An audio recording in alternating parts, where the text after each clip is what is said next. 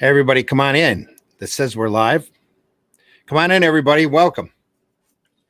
Come on in. It's Sunday. It's time for the Sunday Funnies. Come on in. We have a crew already assembled. We hope you're awake this morning. Welcome. It's early Sunday. The chat is open and alive. The green room is open. The coffee is somewhat on. So we're going to talk funny books. Come on in. There's nobody here yet. Come on in, folks. Are you there? Sunday morning is always the hardest. Sunday afternoon. Oh, that's true. Yeah. Afternoon for Glenn. Yes, absolutely. You can say you're awake. It takes the radio a little bit of time to kick up and wire up too. So there we go. Marv's in the house. Marvy says, hey. Marv. Hey, Marv. Hello, friends. Bon dia. Bon dia. Bon dia. Good morning. And there we go. Our official announcement. It's Joe. Exigency Studios. Morning, all. Hey, Joe. Is that Joe? Yeah, Joe McPhee. Yeah. Joe McPhee. Welcome, He's on Joe. his professional label today. He must be serious today. Yeah. Grant Locklear. Hey, Or Grant. Lankard's in the house. Grant. Good morning, Grant. Good morning. Hope you're doing all right. My name is Randy Zimmerman, and this is the Sunday Funnies. We're going to run that opening and get it out of the way. Get that copyright strike juices going. There we go. That's it exactly. You're listening to the Sunday Funnies for the 29th of November, 2020. Here's the opening.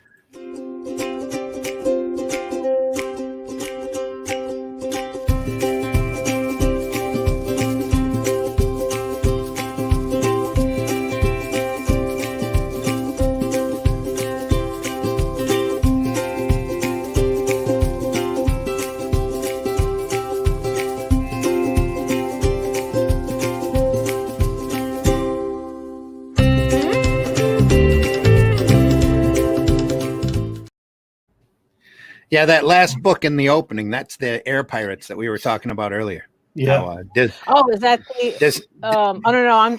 Is that the one that got in trouble with Disney, or that was something else? They got into a lot of trouble with that. That's what we were talking about, yeah. And then the one of the defendants wouldn't roll over and concede and basically apologize. So Disney just went through and that's what we're gonna teach him a lesson. Anyway. We were talking about copyrights and reproduction rights and stuff like that. Right. Well, granted, they overdid their copyrights. It was pretty close, as close to a Tijuana Bible as you could imagine. That book, it's like, well, anyway. Good morning, everybody. Come on in. My name is Randy Zimmerman. I am an alternative and independent comics creator. Been doing it for many decades. And I've done just about everything in the direct market that you can imagine, from retailing to convention organizing to editor-in-chiefing to drawing, writing, lettering, freelance, all over the place. Now I'm part of the Indie Volt Radio Network here with Varian Grant. We do shows 3-4 times a week. And this is the Sunday Funnies show, the early Sunday show. At least here in the States, it's early Sunday. Where Glenn is, it's middle of the afternoon. Yeah, that's right. Where we talk about the more fun and lighter, more whimsical side of comics, not your dark noirish, realistic books that you see out there in the stands now. And joining as my co-host today is Daphane Lage. Daphane, good morning. Yes, my name is Daphne, and I am a cartoonist, illustrator, and comic book artist out of New York. I'm the artist of the funny animal comics Tall Tales and the upcoming Ego Raven Heir of the First Unicorn, premiering on Kickstarter January 4th, 2021. You can check out my work and sign up for updates at Tall Tales, that's TAILS online.com, and my YouTube channel at Daphane Lage Art, where I'm now at 833 subscribers. So help a girl out and get me to 850. Actually, aim for 1,000 so that I figured 850 should, it was a good next goal. So if you get up to 1,000, you can claim monetization. Then you have to watch your expletives when you talk about Adobe Comic Blast. Yeah, exactly.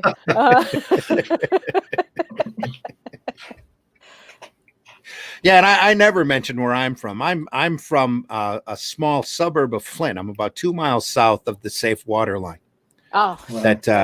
That they're still going through and replacing pipes. oh, so they are Around here. doing something. I thought that No. that they just like said, "Nah, we're not doing anything." Well, it was that. Well, that's part of the travesty of the area. Mm. The state initially just ignored the problem completely. Right. Yeah. Until we had one of the nurses in the pediatric ward up here at the main city hospital come through and go, "You are actually poisoning people. Do you know that you're actually poisoning people?" And they said, yeah, maybe we're poisoning people." But there's an email exchange, and I don't mean I probably shouldn't be talking about this on a program that's supposed to be light and fun, where the up in the high offices of the state, they literally said, "What's a few IQ points to the north side of Flint?" Lovely. Yeah. So it's not the accident that happened that put the lead in the lines. It's the true travesty is the government that decided to ignore it and not do anything about the situation to correct just to save like $9,000 or something, like something ridiculous like that, right? Yeah. Yeah. Well, our infrastructure up here is really well reinforced because we were the home of GM, but it's also incredibly old. So the way that they kept the lead out of the pipes is they had a plaque built into the water, like a chemical, that took the lead and stuck it and put a plaque barrier around it on the pipes. Well, we went and switched water because we had an emergency manager situation here in the state where if the cities couldn't keep their budgets, the state appointed an emergency manager to put the budgets right. So the way they decided to do that is the Detroit city manager decided he was going to charge more for the water that they pulled out and shipped up to Flint. Well, the Flint city manager said, "Well, forget that. We'll just get the water out of the river and treat it and send it around." Well, when they did that, when they took the water out of the river and treated it drinkable and shipped it around, they had it on full pressure. And what the water did when it shot out from the river is it literally cleaned the pipes. Wow. So that's what happened. And that was the accident. And the travesty was the fact that the emergency manager really wouldn't fess up to the fact that that's what happened. And he had okayed everything to that point, not realizing that that's going to happen. And the state never did anything to correct the situation. So they had to go around and literally refund or find funding to replace the water lines, and they're still doing it to this day. And that's turned into, and you know how politics and government runs, that's turned into one fiasco on top of the next as everybody argues over contracts. And this this company's 6 months ahead of schedule because they see the importance in it, and that company's 6 months behind schedule because they don't care, they just want to collect the money. So anyway, so there's Glenn's next book. Yeah. There's a lot instead of a third Kennedy assassination book, you do the book on water crisis. Don't forget there is the allegation. I don't think it's true that one of the assassins got away through the drain pipe. There you go. Or whatever you call it. I don't know. Connected somehow. Always a connection. Yes. Yeah. We're joined today by a prolific author. Glenn Flemming. Sure, yeah. Sounds good. Prolific and eclectic. Glenn, introduce yourself, please, to the radio audience. Hi, I'm Glenn Flemming. I'm from England. I'm an author, artist, and publisher. I write about science fiction, sports, travel. I've written and illustrated children's books. I wrote a book recently, published it last year, about my dad's experience on D-Day as a paratrooper. I've written a book about the NASA astronauts who didn't go to the moon. And as Daphne pointed out, JFK assassination, I've written a couple of books on that. I've written articles in magazines about that. I've been on the radio in Dallas about that. But I'm also a publisher, and I publish Comics Unlimited, which is about comics. And late next week I'm publishing a Comics Unlimited special about the golden age of comics from 1938 to 1956, and a lot about that. Charles Biro and Jack Kirby and all these kind of people. That's about it, really. And we are here to talk about that today, the golden age. Yeah, those are the comics that my father would always say, like, those were comics, not the garbage we see now. Those are real comics. I say that about the 60s comics, late 60s. So yeah, this the Golden Age is out next week on Amazon. 100 pages, all about that time. There's some fantastic artwork in there that I've got. Sid Shaw's, very underrated artist in my opinion. Probably not one of my favorite inkers on Kirby, but he was a great illustrator, and there's some fantastic artwork of his in the magazine. Very underestimated, I think, as a lot of those people were getting caught up with in inverted commas, silly comic books. For the longest time, people don't appreciate it, don't think it's real art, which of course it is. Funny books. Yeah, an art form. So, yeah. Now, silly little funny books. Now, when you call it the Golden Age, is that just like a year, like a year span criteria, or is there like specific art criteria that falls into that title? The Golden Age is recognised to lasted from 1938 to 1956, and then after that's the Silver Age, and then the Bronze Age. Some folks would stretch that out to 53. Would stop that at 50, right at the start of the Comic Code Authority. Right. Yeah. That was that 53 or was that later? 55. I'm not positive on the date. It's somewhere in there. Yeah. There was a dramatic change when Mr. Wortham landed from another planet and tried to wreck everything, didn't he? Blaming. See, I have this this discussion in many different ways. When people say that they should ban, I don't know, violence on video and all this kind of thing because it influences people. Well, I always say, and it's a bit of a trite thing to say, but I always say, how many videos was Genghis Khan watching before he laid waste to the world? How many video games were the Romans playing? That's right. Yeah, I think that they found Grand Theft Auto there with Jeffrey Dahmer also. Oh, well, there you go. Well, they did. They tried to stitch up Charles Bremer. Do you know the guy who shot Wallace? Yeah. When they got into his apartment, he had all the JFK assassination books and pictures of Lee Oswald on the wall and all this kind of stuff. I think those things do influence people. They might give somebody an idea of how to do something to somebody, but I think that person, if they didn't see that film, would probably do something else to right. that person. That's what I always. Yeah, that's how, like, the inclination was there already. They just needed the kind of like the excuse to push it forward. It's kind of like how reading Lolita doesn't make you a pedophile. That's right. Yeah. Which I've never read it. It's interesting. It's an interesting book. I mean, but it is a good book. Yes.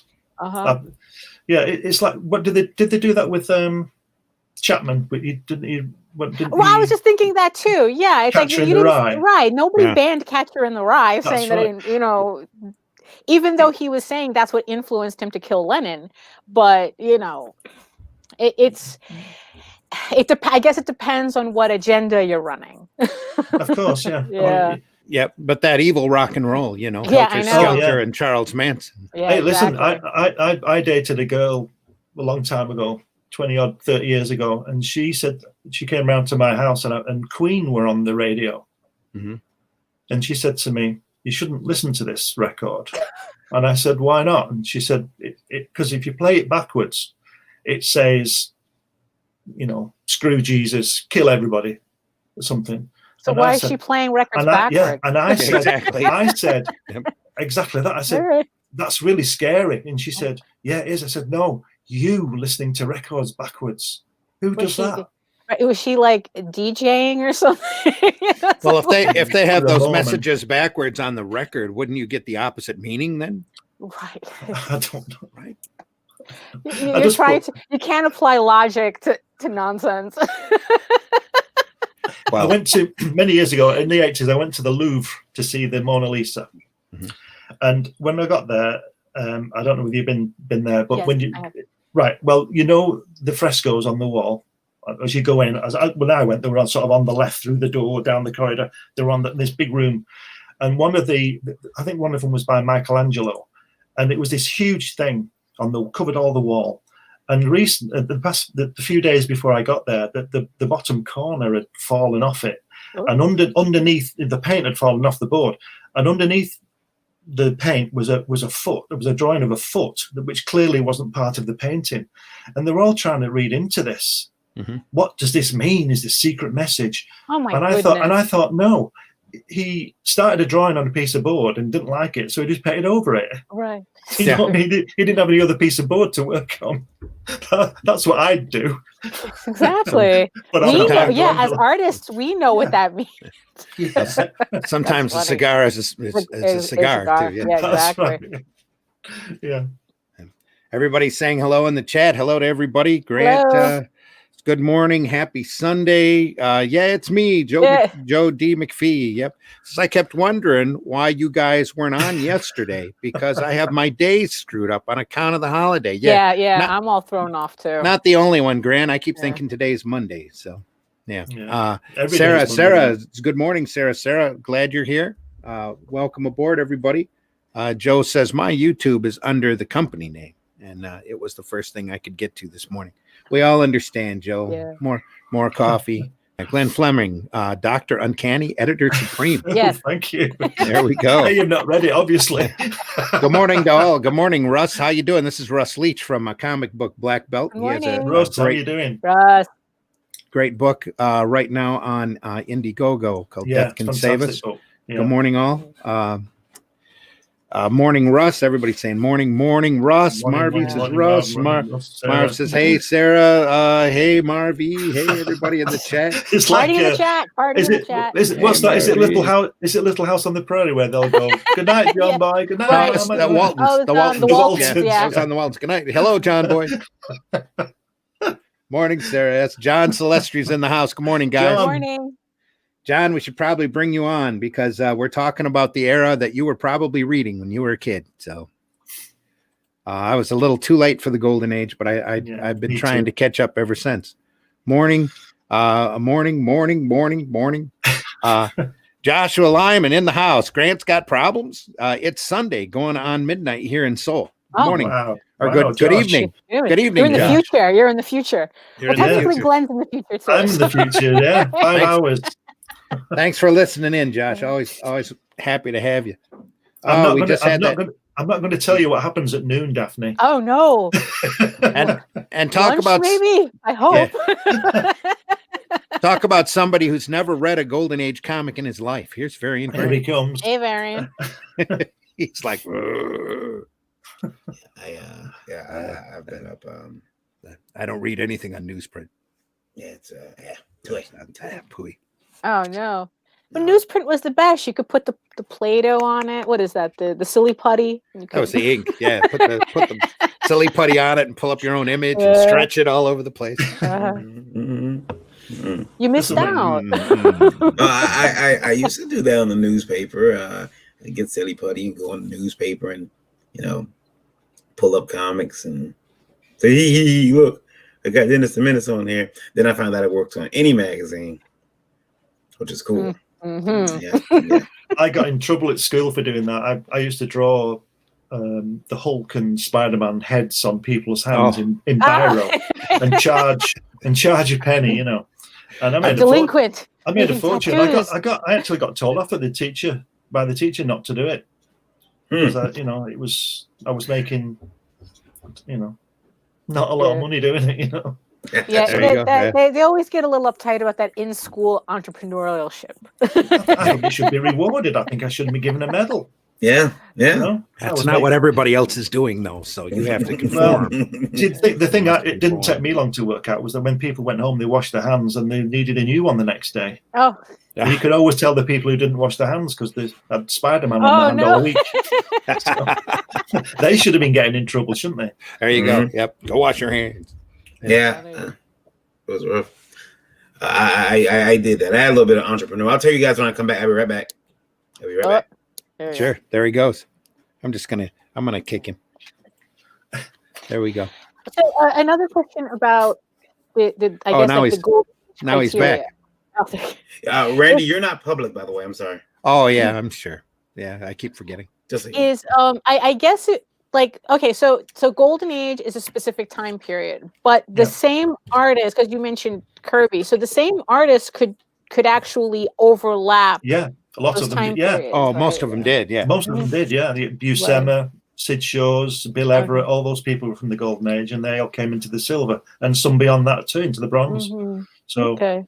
Oh yeah, Paulie. So it's not like it's just one rigid criteria. No. Okay. No. No, it wasn't, and there wasn't like what we were discussing earlier. There really isn't a definitive time. It's just recognized that anything that was pre-code is considered to be golden age. Right. Really, because that when the code came in, they screwed everybody. So Yeah. and they Well, they didn't completely screw everybody. They got rid of all of Marvel's competition. They tried to. Yeah. They tried to get Bill Gaines, didn't they, Randy? Archie thrived during that period. Yeah, they tried to get Bill Gaines. They got Charles Burrow, right? He was working on Crime Does Not Pay, Right. and literally making moving multiple millions every issue that book was coming out. But oh no, it was talking about the evils of crime right on the cover. Crime does not pay. Yeah, you know, that's covered in the Golden Age special. But it was all violent, is it? It's in there. You probably sent me a page for that, and I didn't get around to opening it. Sorry. Right. Well, the guy, I can't remember his name. What's his name? I've got it here somewhere. Charles Burrow was working on that. No, Robert Wood. He killed a woman, didn't he, in Gramercy Park area?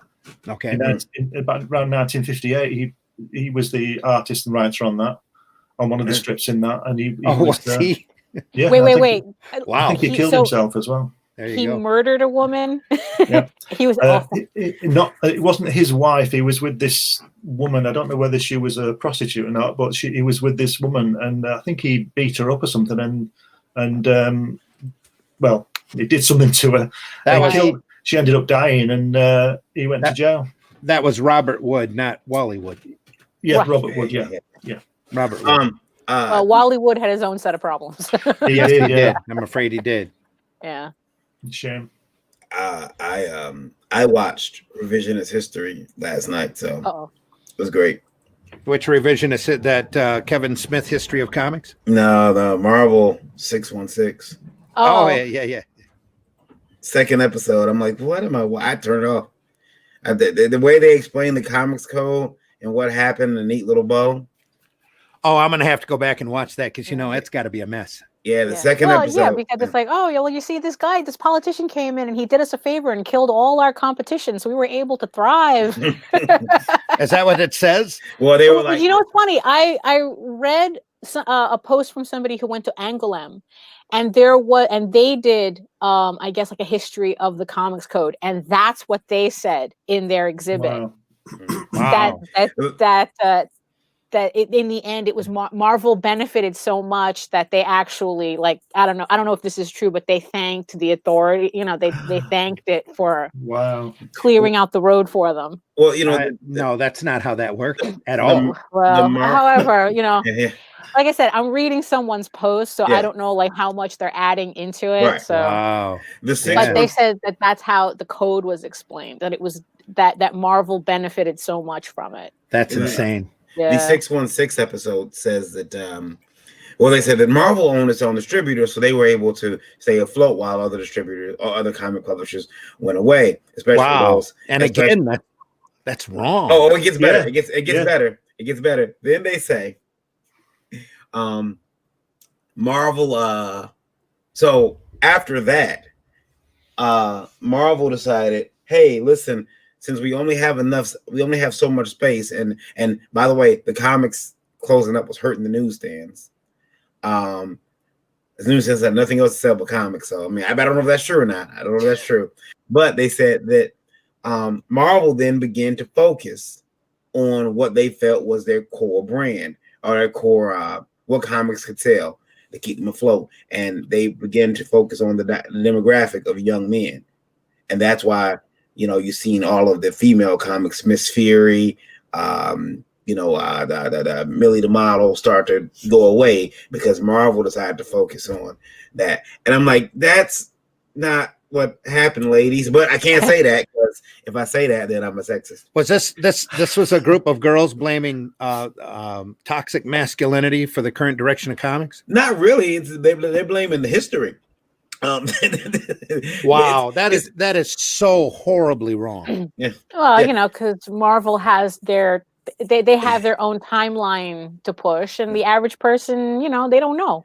I'm gonna keep watching 616 until I stroke out. I got to get Ah. my This is book. gonna happen. No, the first one that I saw was so stupid. It was- The code authority and Wortham was a major part of this because of the congressional hearings. But you had it's just like a lot of these political situations nowadays. You saw a couple of people that saw the advantage and decided to take the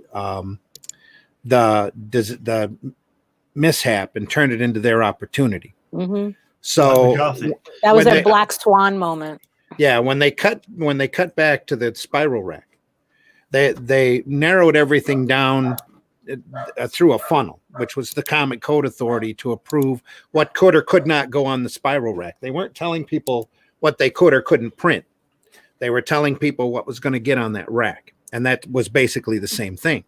Right. So if you go back and you look at the original code is explicitly expresses certain key words that couldn't appear on that cover on purpose because they wanted to shut down EC Comics. They wanted to shut down Charles Burrow. I can't remember the name of his company at the time that he was running, where crime does not pay. So they excluded the word crime, horror, terror from the covers. And then they didn't allow certain monsters inside the book that EC was making a lot of money on. People returning from the dead. You couldn't have any zombies. You couldn't have this, or you couldn't have that, or any drug reference, or any type of reality reference at all to the comics. They intentionally turned the books down to a kiddie literature. And the majority of the people reading those books at the time were boys and not girls. Girls were out looking at in the 50s, they were out looking at recipes and Betty Crocker and fashion magazines. And that's why the comics shifted into two directions. You saw the romance comics that Glenn covers in his Golden Age special with the romance books with Simon and Kirby coming out about human relationships. And you saw books, the female oriented books like Millie the Model and Patsy Walker popped up. And at that time, the number one proponent of the code was Archie, because their comics were all sweet and wholesome and had teen stories in them, and they were one of the first ones to hit the rack on the top shelf. That's why if you ever go through and look at an older Archie comic, and this is a key in marketing, you would see the upper part of the logo or of the book was one solid color with the logo on it, so that people can see it from a distance and knowing that there were other books in front of it because it was close to the top of the rack. So you always had a band, usually of blue or red, up there on the top third of the magazine with the words with the title of the comic as big as possible, so that somebody walking in the drugstore could see it and go, "Oh, there's an Archie book," and pick it right up. So how popular were those girls comics, the models and the romance? According to the documentary, they were very popular. The Miss Fury book, they said, was selling hundreds of thousands of copies. I don't think that was a timely book either, was it? I know Miss Fury's in public domain. I'm not sure. I don't believe it was, but they talked about the artist for a little while, and then they talked about a few other Marvel. Miss Fury was really the first female superhero book out. It started as a comic strip, and then it was a comic book for a little short period. Drawn by a female. Drawn and created by a female. Yeah, drawn created by a female. Absolutely. Tempe. Did they cover Wonder Woman at all? I bet you they didn't even touch that, did they? Well, I got Marvel. Yeah. I got. They did throw a shot at Superman, though. They said I didn't. I think it was Louise Simonson, or was it one other woman? She said that I didn't like Superman because Lois Lane was always trying to prove Superman was Clark Kent rather than doing actual reporting. So I didn't like that. Well, you mean kind of like how Batman's not an actual detective? I mean, really? Could we get more pedantic? And again, that absolutely shows the small, limited scope of their knowledge of the field. Because you can't say that. What? You can't say that. Why? You can't say they'll shut us down. You can't say those women don't have an expansive knowledge of the field. I'm not saying they're stupid. I'm just saying that they were uneducated. Because that was the major Lois Lane device. In fact, there are stories out there in the earlier days where Lois turns into Superwoman and does all sorts of, very. She was granted, the trope of the helpless female always in need of rescue came from Lois Lane, but there was a reason why she was always in need of rescue, because she was always getting into the shit and getting into trouble. Yeah, I mean, if they can't wrap their head around that, they've got a problem. Yeah, because that's the funny thing, because she was like the ultimate investigative reporter. Yeah, it's like she wasn't just satisfied with sitting behind the desk, and I guess it's like, well, if you want to read it that way, that's a you problem. They also credited Stan in the 70s. Well, of course.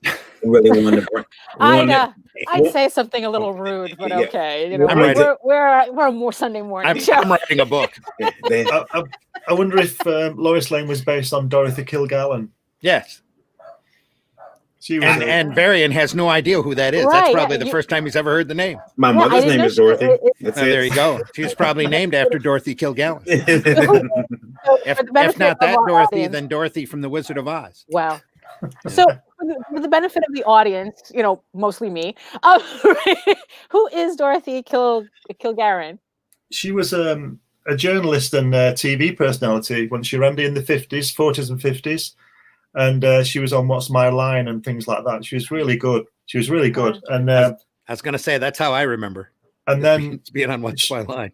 She had the misfortune of investigating JFK assassination. Oh, no. Well, we know how that story ends. Yeah. That ends just like most other investigators who were into the JFK assassination at the time. Yeah. That was an unfortunate. She was good though. Unfortunate accident. Yeah, she died. She committed suicide and. Did she now? Yeah, she. I don't know what I can say. Yes, she did. Yes, she did. Yes, she did. Yeah, welcome to the fun and lighter side of comics. Yeah, where we talk about journalistic conspiracy theories. Leaded water. There we go. Yeah, everybody's saying hi. Joe says Varian never bought a Golden Age comic. I'm still trying to get the original Marston run of Wonder Woman. Yeah, good luck on those. I do have a few, and they solidify my fandom in the series. Yeah. Marston and Wonder Woman's are wild. Daphne, there's a message for you in the private chat. Oh, okay. Okay. If you know that or not. My channel is waiting to go live. Oh, that's weird. Oh, I think you have to watch your channels and make them public because no. Are we live? No, we're not live in Daphne's, but no. We're live everywhere else. Out some stuff, and I guess it's like I forgot to shut off my test. Yeah, that was going to. I don't have her on our list. Very. Yeah, no. This is my account. This is my account. Yeah. Sorry. I just because I updated. Yeah, I updated my StreamYard and I'm playing around with it. So yeah, that's probably what it is. So no, I'm not going live on my channel. I just didn't want you to go live by accident. Right. Well, then they'll probably end up just seeing what I'm here, what I'm doing here. Yeah. And also another reason why the camera's in the basement. A stream of expletives from the second story yelling at JD for something. Yeah, I can see it now. Yeah. Yeah. Everybody says good morning. I like what I love that. Comic Book Black Belt says, "Yep, it's amazing what boys will pay for a drawing." Yes. Mm-hmm. Oh, Marv says, hit the magic button. You don't have to tell me. Ralph, hello, Ralph. Hey, you never answered my call. I'm going to try to call you soon just to touch base with you, buddy. Hope you're doing well. Hey there, Ralph. Sarah says, hey, Ralph. Marv says, hey, hi, Sarah. Ralph says, everybody's exchanging greetings again. We could just skip those. John says, Marvel was almost going bankrupt at that point. Yes, they were. Yeah. Marvel was struggling. There's a very interesting there's an interesting history to Marvel that has yet to really be brought forth. What's his face did a book. Sean Howe did a book on the origin of Marvel Comics that kind of glossed over a lot of stuff and really didn't get into the meat and potatoes of the Marvel making. But Marvel's been almost bankrupt a number of times, more times than what anybody wants to really admit. And one of those times was back in the real early 60s.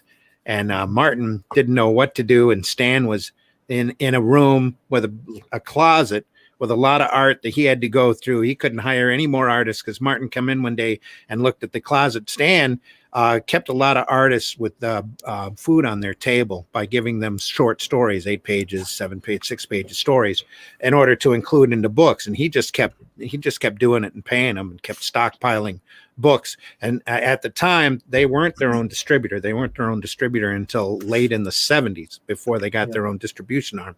But they were only allowed 6 titles on the newsstand a month. So that's why if you go through and you look at the early Marvel books, you'll see Tales of Suspense, Tales to Astonish, even all the way up through Amazing Adventures, where they took IPs and split them in half and put 2 stories in one book. The reason for that is because they were limited. Those books were bi-monthly too. They were limited to the exposure on the rack to only 6 titles a month. That's why I think originally Timely split off and started Atlas Comics so that they could try to get another 6 spaces on the rack. And they were doing at the time monster books and westerns, and I think Millie the Model was still coming out at that time, and Patsy Walker and a few of the other titles, until of course the Code Authority found out about it and slapped their wrist. Was it the Code Authority and cut them back down to Timely? Well, was it the Code Authority that kind of like destroyed all those girl comics, or no, it was sales that knocked it down. Yeah, because you still had Patsy Walker and Millie the Model coming out, and a lot of kids books, a lot of kids funny humor books were coming out during the 50s under the Code Authority banner. You know, it's that reputation that pigeonholing that comics received. It wasn't they were aiming more towards that demographic over years because Marvel realized that's where the money went. Mm-hmm. You know, the money turned out their biggest sellers up until Fantastic Four 1 was monster books and westerns. So that's what they wanted to go out and do. And then the rumor is, or the urban legend, some say it's true, some say it isn't. Martin Goodman, the guy who owned Marvel, went out for a golf game with Sal Brodsky. And Saul Brodsky boasted to him that the Justice League book they were doing made a ton of money. And so Martin come back to Stan and said, hey, we should do superheroes again. You should think about doing a superhero team book. And then said, I want a superhero team book. And he left the offices, and Stan was upset because he didn't want to do superheroes. Superheroes to him were 50s. They were 40s. They were important during the war because it was good for the boys overseas for pro-American propaganda. It worked out real well when they were fighting Nazis and Axis and, that type of element. But what do you do now? They had already run through a whole series of Captain America stories where he chased Red Skull through hell. And that didn't sell. That sold some, but it didn't sell great. But the story is, as Kirby tells it, that he went into the offices to try to get more work, and Stan was sitting behind his desk crying that he was stuck with an edict from Martin Goodman to bring back superheroes and didn't know what to do. And so him and Kirby sat down at the office and kicked out their idea for a superhero team. Then Stan went home and across a dinner table was telling his wife, I got to do the superhero book again. And it's that superheroes are all crappy and, they're one dimensional and they're good guys, bad guys, fight, and all of this. And Roz told him, hey, you always wanted to write the great American novel. Why don't you put characterization in those books and tell the story that you want to do? You mean Joni? You mean Joni? Sorry, Joni. Yeah. Joni, not Roz. Roz was Kirby's wife. Yep. But Joni told him, why don't you do the book you want to do? So he came back and added the family aspect and the family element to it. But if you go through the FF and you break it down, you'll see the obvious nods back. They had the big monster character in there with the Thing. They had the old superhero character with Human Torch. And they had the mom and dad family unit. And they had a group of 4 because Kirby at the time was coming off of a run with Joe Simon of Challengers of the Unknown. And that was 4 guys that had just barely escaped death that were out doing crazy and fantastic things. So they used those 4 characters and just called them the Fantastic Four, did it and put it out, and the rest is history. But that's not the Golden Age that we were here to talk about. That's how the Silver Age started. Did you hear that story that Kirby said about when he was in the army about Captain America? No. He was on the banks of the River Nets, and he was obviously keeping his head down like the rest of the guys. And one evening, one night, this sergeant came along, and he said he's picking these guys to go across the river on to reconnaissance type of thing. And this river's probably about, I don't know, it's quite a few hundred yards wide. It's a big river, it's moving fast. And this sergeant said to Kirby, "You're Kirby, aren't you? You're the guy who draws Captain America." And Kirby said, "Yeah." And Kirby thought that he was going to let him not go. He was going to say, he was going to keep him safe. He said, "Right, get your pencil and your paper." And they got on this rubber dinghy and they went across the river, searchlights and everything, and tracer bullets everywhere over their heads and all this. Then they got to the other side and climbed up the hill, and they could see these German troops and tanks and stuff like that. And the sergeant gave Kirby a map, and he said, "You can draw, put an X where there's a tank." And that was it. And then they did that, and then they went back. But because he could draw, he had him drawing an X on a map. It's crazy. Mad. Yeah, but there was no getting out of it. That's right, yeah. He's not special. You're not special because you can draw. Why should you not go and some other guy should go, Exactly. There's a great documentary on Amazon Prime called Kirby at War. Right. That the French put together that's really worth anybody watching if they can. I'll see that. If they've got that, to jump over and see it. It's really good. But yeah, Kirby went through multiple ages, all the way up until his death. Yeah, he was right at the front of most of it. I think right there. Yeah, he was a trailblazer, wasn't he? You see, people point out that I think it was Joe Simon that came up initially with Captain America, certainly the design, and then the romance comics and the war comics and the monster comics, and then the Fantastic Four and all that kind of thing. But Kirby's always there, and I point this out to people when I don't want to get into this debate really, but about Stan Lee writing those things in the 60s.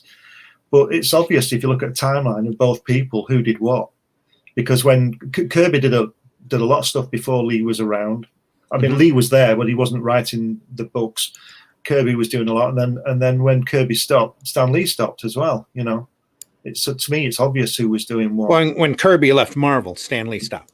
Yes, being creative. Yeah. Yes. Well, Stan was very important to Marvel. Of course, he was. Yeah, he was scripting. He was scripting everything after work. Dialogue. Yeah. I'm not putting him down. He did a fantastic, he did a fantastic job, and he was obviously a great frontman for the company and all that kind of thing. But he didn't. I don't think he wrote them.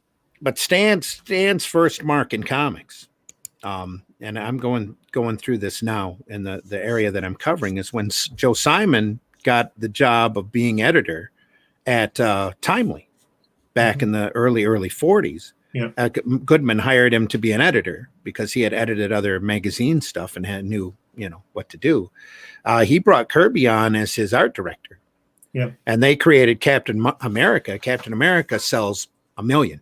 Boom, right out the door. It's like, and Goodman's like, ecstatic. So being the entrepreneur that he is, he brought both of them on and gave them a regular salary, right? Mm-hmm.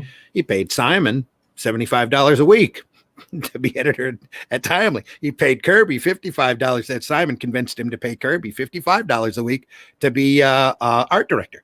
So Captain America sells all this money, and Simon and Kirby are like looking around going, gee, we do books that sell. And they told Goodman, we do books that sell. And Goodman said, so what? Keep doing the books you're doing now.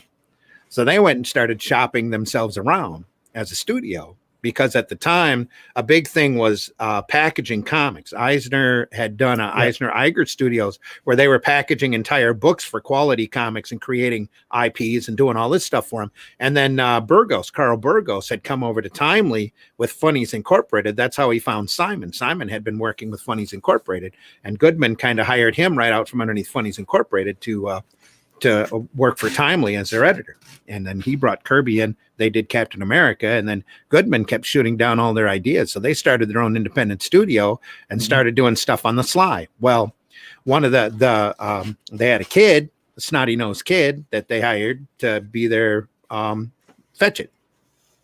Their intern. He'd go after their sandwiches and their coffee and stuff. Yeah. And the kid was Goodman's nephew. And eventually they ended up landing a huge job at National at DC Comics, where they were literally being paid between the two of them $500 a week to do the same stuff they were doing at Timely. Yeah. So Now, can you give context to that pay back then? Like, they went from being average pay to being paid well. This is one of the things I always bring up, where people say that Jack Kirby was just trying to put food on the family's table. Jack Kirby wasn't a poor man. He just wasn't as wealthy as he should have been. I mean, if you think 500, if he's on $250 in 1941, that's a lot of money. Yeah, I don't know what it breaks down to, but it's a lot of money. I bet most. Well, he wasn't making 500. The studio, Simon and Kirby both were making together 500. Yeah. Well, they were double dipping. They didn't tell Goodman what they were doing. They just kept working. They worked for National. They worked for Timely. They also are responsible for ghosting Captain Marvel Adventures #1. Wow. They did that book as well. And they were out doing books. Well, this little intern guy goes back to his uncle and rats him out. Yeah. And so Captain America 10 was the last Captain America that Simon and Kirby did. And Goodman's nephew landed a job at Timely. And because he was ashamed of actually working in funny books, he changed his name. That he took his first name and split it in half and used that for his pen name. And that's how Stan Lee got started. Yeah. I do have a bit of working for his uncle, and he stayed working for his uncle for forever. Yeah. I do have a there are still people that fail upwards to this day. Oh yeah, that's for sure. Yeah. What's a little nepotism here and there. Yeah. That's how I got my job. I do have a question though for you guys, and I want to read something to you guys. And does it have to do about the Golden Age? Well, it's how far we've come from the Golden Age. How far we've come, and we don't have to dwell on it. But I would like just to read something to you guys that really upset me yesterday, because Stan, Jack, I think a lot of these guys who have been in comics have always said, we love our fans. We love our fans. And it seems as maybe 2014 was the first time we heard a writer say, I hate the fans, basically. But I want to read something. Everyone I mentioned it earlier, all the 616 Fallout. You guys have seen, the Dan Slott episode. And it was funny because one of the people on that comic came out and said, "Hey guys, it's just TV. It's just a gag." Remember that, Randy? No. Yeah. No, hey, you believe everything on TV? It was just funny. We were just poking fun. Well, the funny thing about it was, and I'm going to read you guys a statement, because yesterday, Kwanzaa comes out. Not yesterday, but Kwanzaa comes out, and releases a statement. I'm going to read the statement to you guys, okay? This is Kwanzaa Osayefo. I can't pronounce his last name, but he's wrote a bunch of stuff for Marvel. And his statement a few things. He's wrote a few things. Yeah. Not and a bunch of stuff. Yeah. His statement goes, "It came to my attention," which means that someone snitched. Yeah. They always start off, "It's coming to my attention," as if you are. Either someone snitched or they were searching their own name online. Yeah. Or Dan called him and said, "Buddy, could you go take up for me, please?" But anyway, it says, "It came to my attention that some haters are trying to drag Dan Slott regarding his 616 episode on Disney Plus. And the main thing I have to say to y'all is, you have no idea how the sausage is made." Yes, Absolutely none. I'm a vegan and I know exactly how the sausage is made. And then he says, "Way too many of you project fantasies from the sidelines of how comics are produced. I worked in comics for a decade." Same decade that has been on the decline. Anyway, that documentary is how the industry operates.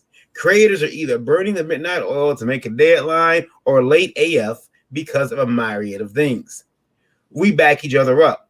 collaborate, and work hard rather thanklessly in a medium we love, all for some dark fanboys and jealous posers to come for any perceived blunder, while most would choke trying to pull off monthlies. Is he saying all the fanboys are dark?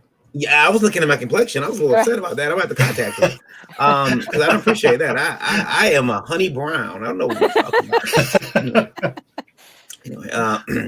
Anyway, it shows you have no idea what it takes. Mostly, it shows why a lot of clowns will never be in Dan's echelon. Well, and again, you have to consider that statement from the uneducated context that it comes from. Oh, sure, this guy has been in. Oh, there's more. Yeah. So mostly it shows why a lot of clowns will never be in Dan's echelon. I'm gonna not say anything about that. He's a great writer who Marvel can't kind of get pulled into his orbit. He's so large. Anyway, he is a great writer who Marvel taps for lots of projects besides comics, like games, TV, and documentaries, which make writing difficult because you're shooting a documentary. Y'all are just that thing about failing up. Yeah. Y'all are just filling a way, knowing you'll die mad without a body of work notable enough for people to even bother dragging. Kick rocks and Excelsior, bitches. Listen. I got 2 words for that. A worse Sunday morning show.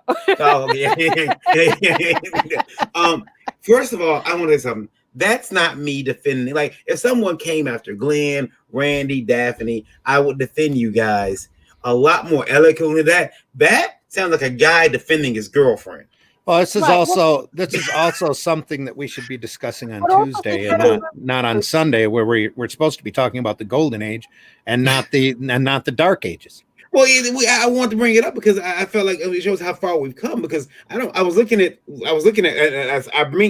that up because I wanted to go back to in the documentary I watched. They talked about Flo and how she was always super nice in the comment sections, and I think that all of these people that work in the industry, whether you're on the sidelines or in the industry, need to go back and look at the history.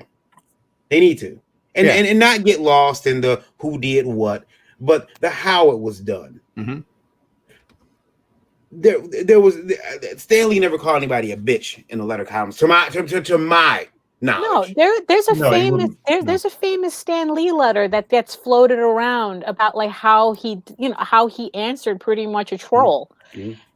At the time, and it's like, and it was very eloquent and very and inspiring, actually. So there's a bit of animation now up online that has Stan Lee using a few expletives, you can tell that he's not used to doing it. Right. And he makes a big remark about how he was going to use the F word over and over again, and he's not comfortable doing it. That's the way Stan was, though. But that's the way everybody was back. But the thing for everybody had a decorum of a modicum of decorum. Yeah. Right. And that's the thing. It's like, look, I know when I'm young, and I sometimes find myself reminiscing for when I was younger. The era like when I was younger. Ago. 10 years ago. I miss MySpace, but I realized something. I don't miss that. I don't want to go back to that time. I miss that feeling. I miss that the way people were. Yeah. And I think that's when we talk about the Golden Age, or we look back, because some of the stories were entertaining, but compared to today, we have artists that are, drawing a lot more detail. I personally think some of the art's gotten a lot better. The technology's gotten a lot better. I just miss the respectability that the industry used to have. Well, I don't know about that either. I don't know if that might be more nostalgia talking. And it probably is. And a lot of this respectability that you see the market losing is due to the talent. That's not even talent. I'm sorry, that was the very wrong word to use. The people that are up there now who are abusing that power and that whole structure in order to tear down any type of respectability that the art form had in the first place. Because that letter that you read, that's less him defending Dan Slott as it is just these guys circling the wagons to protect each other because they need to protect their jobs. I just miss I guess I just miss how the illusion of respectability. When I think of the golden ages, I just miss how, like, I hear stories of how, you know, guys will look at, you know, you guys' portfolios, big time, you know, artists and creators will look at portfolios and give you good advice. And I hear these stories. Neil Adams, he'd make you cry. Yeah. You know, Marion, you've got to remember that nostalgia is just not what it used to be. Yeah. I never had a bad run-in with Neil. Neither have I. You didn't live close enough to him. You saw him a couple times at a show, and you never had him judge your work. I just wish that a friend, Josh, has an artist friend of mine.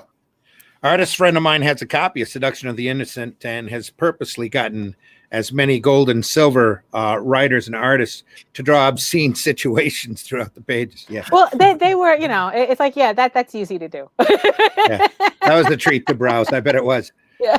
Sean Dien says, hey, how's everyone doing? See you at our virtual convention. Thanks, Sean. Jesus Christ. Where is he from? We'll talk about him later off the air. Thanks, Sean. Has he ever been on the show? Yeah, Sean's been on the show a couple times. Oh, okay. Yeah. We don't chat bomb your show. Marvel has so many great stories and fantastic art. How I don't now I don't feel the magic anymore. My heroes are dead.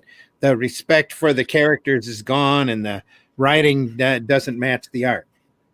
That's true. Revisionist history. No one wanted to do their homework and read what happened. Marvel now isn't the mighty Marvel nor of old, nor DC of old. It's very true. Well, yeah, now they want to make themselves out to be like they were like the innocent victim of mean internet. And it's like, look, the internet sucks anyway. But, you know, they're far from innocent. Lois Lane became black for a few days to see how African Americans live, to understand the problem of that communities in the comics. Randy is right. Undereducated. Yeah. Well, that issue is one of those key issues that bump up in price just because she did that. But that's really a takeoff of another book, a big famous novel called Black Like Me. Yeah. Of a guy reporter that went through and did that in order to experience what it was like to be a black man in the South. But is that not somewhat patronizing to do that? Well, yes, it is, because it's like, really, you have to experience it directly instead of just talking to people. Yeah, with a modern perspective, it's very patronizing. But at the time, they were trying to be empathetic. Yeah, but it doesn't work, does it? Yeah, well, it kind of did and didn't. Yeah, it was one of those weird. I do think it opened a lot of awareness, especially the novel, because we were forced to read that in high school, and it was real. And watch a movie that was based on it. It was a pretty effective piece of work. No, not the Lois Lane. No. Black Like Me. No. I was asking, does that Lois Lane fit into the golden age, or was that later? No, that was much later. That was Comic Code Authority approved book. The Code Authority, that was cutting edge. The Code Authority approved it. Yeah, because it was it was contemporary. It was urban and contemporary at the time. Nowadays, like we said, it was probably come off as patronizing. Feisty female newspaper reporters were a type in the 30s and 40s. Yep. Challenges of the Unknowns, another great series. Yes, it is. There's a showcase presents out on that with Simon Kirby work in it. Very interesting. Kirby is Sergeant Fury of Howling Commandos. Yeah. Drawing X's. There's a lot of them there out there drawing X's. Yeah. Yeah. Sarah says, hearing you guys talking about the history of comics is interesting. Thanks, Sarah. Well, that's Glenn and Randy. Comic book black belt. If only Kwanzaa knew how the sausage was made. Yes. That episode put the creation of comics into disrepute, and it is not the Marvel method. It's the Stan Lee method. No, it wasn't even the Stan Lee method. No, that was before that. that was very manufactured on their end, as to probably this is how Dan Slott actually works, but that's not how Stan worked. Stan would usually just call people and ask them, hey Steve, what do you want to draw this month, or what are you drawing this month, just to get some sort of an okay. And sometimes he didn't know, because one of the last couple of Spider-Men had an ending that Ditko decided he was going to go through and draw, that Stan went through and re-scripted and went exactly in the opposite direction of what Ditko intended it to go. That was like number 42. It's like those kid games where it's like one kid on the folded paper and then another kid would draw on the other paper, then you unfold it to see what the complete. Exactly. But you have to remember, at the time, Marvel was rapid firing these products out like crazy. And you had all of these guys literally at the top of their game who were well-trained professionals who knew what to do. So Stan could call somebody up and say, what are you going to do? I'm going to do this. Let's do a story about a world eater. Sounds great, Jack. Go ahead and do that. And Jack, and even in the 616 story, that the tale is told of the Silver Surfer. Stan gets the artwork in from Kirby and goes, what's this dude on the surfboard doing? And Kirby goes, well, I thought he needed a herald, because you got this world eater coming down. You're going to have somebody go around in front of him and go, there's a planet, eat that. And Stan said, well, okay. And, it was too late to have him redraw it. So they sat there. And so Lee just sat there and wrote in the script and sent it to the letterer. That sort of proves the point who was writing it, doesn't it? Yeah. It does. Because I think that when Jack Kirby says he wrote them, what he means is that when you look at his pages, you can, because it's sequential art, it tells the story as you don't, the names and all that sort of stuff's just the scenery of it. You don't need to know the guy's called Reed Richards. You just see this guy, and that's what Kirby means when he says he wrote them. He'd take the pages in, and Stan Lee had put the words on top using the pictures and Kirby's notes on the side. Mm-hmm. And there's I'm not sure what issue it is, but there's I think it's Fantastic Four, the one with him in it, in the cocoon. Mm-hmm. When you read the notes on the side, he doesn't have the scientists as going crazy and trying to rule the world. But in the book, when you read it, they're mad and they try and change the world. Mm-hmm. So he's going against what Kirby's written in the story. But you could, if you imagine, you could do that. If you got any pages of sequential art, you could write any story on it. Yeah. Given a few parameters, but you could do that because it's interpretation, and Stan Lee had his own agenda, I suppose. It's an overused word, and he wanted those stories to go that way. But the artists, Kirby and Ditko especially, hadn't taken them that way. Yeah.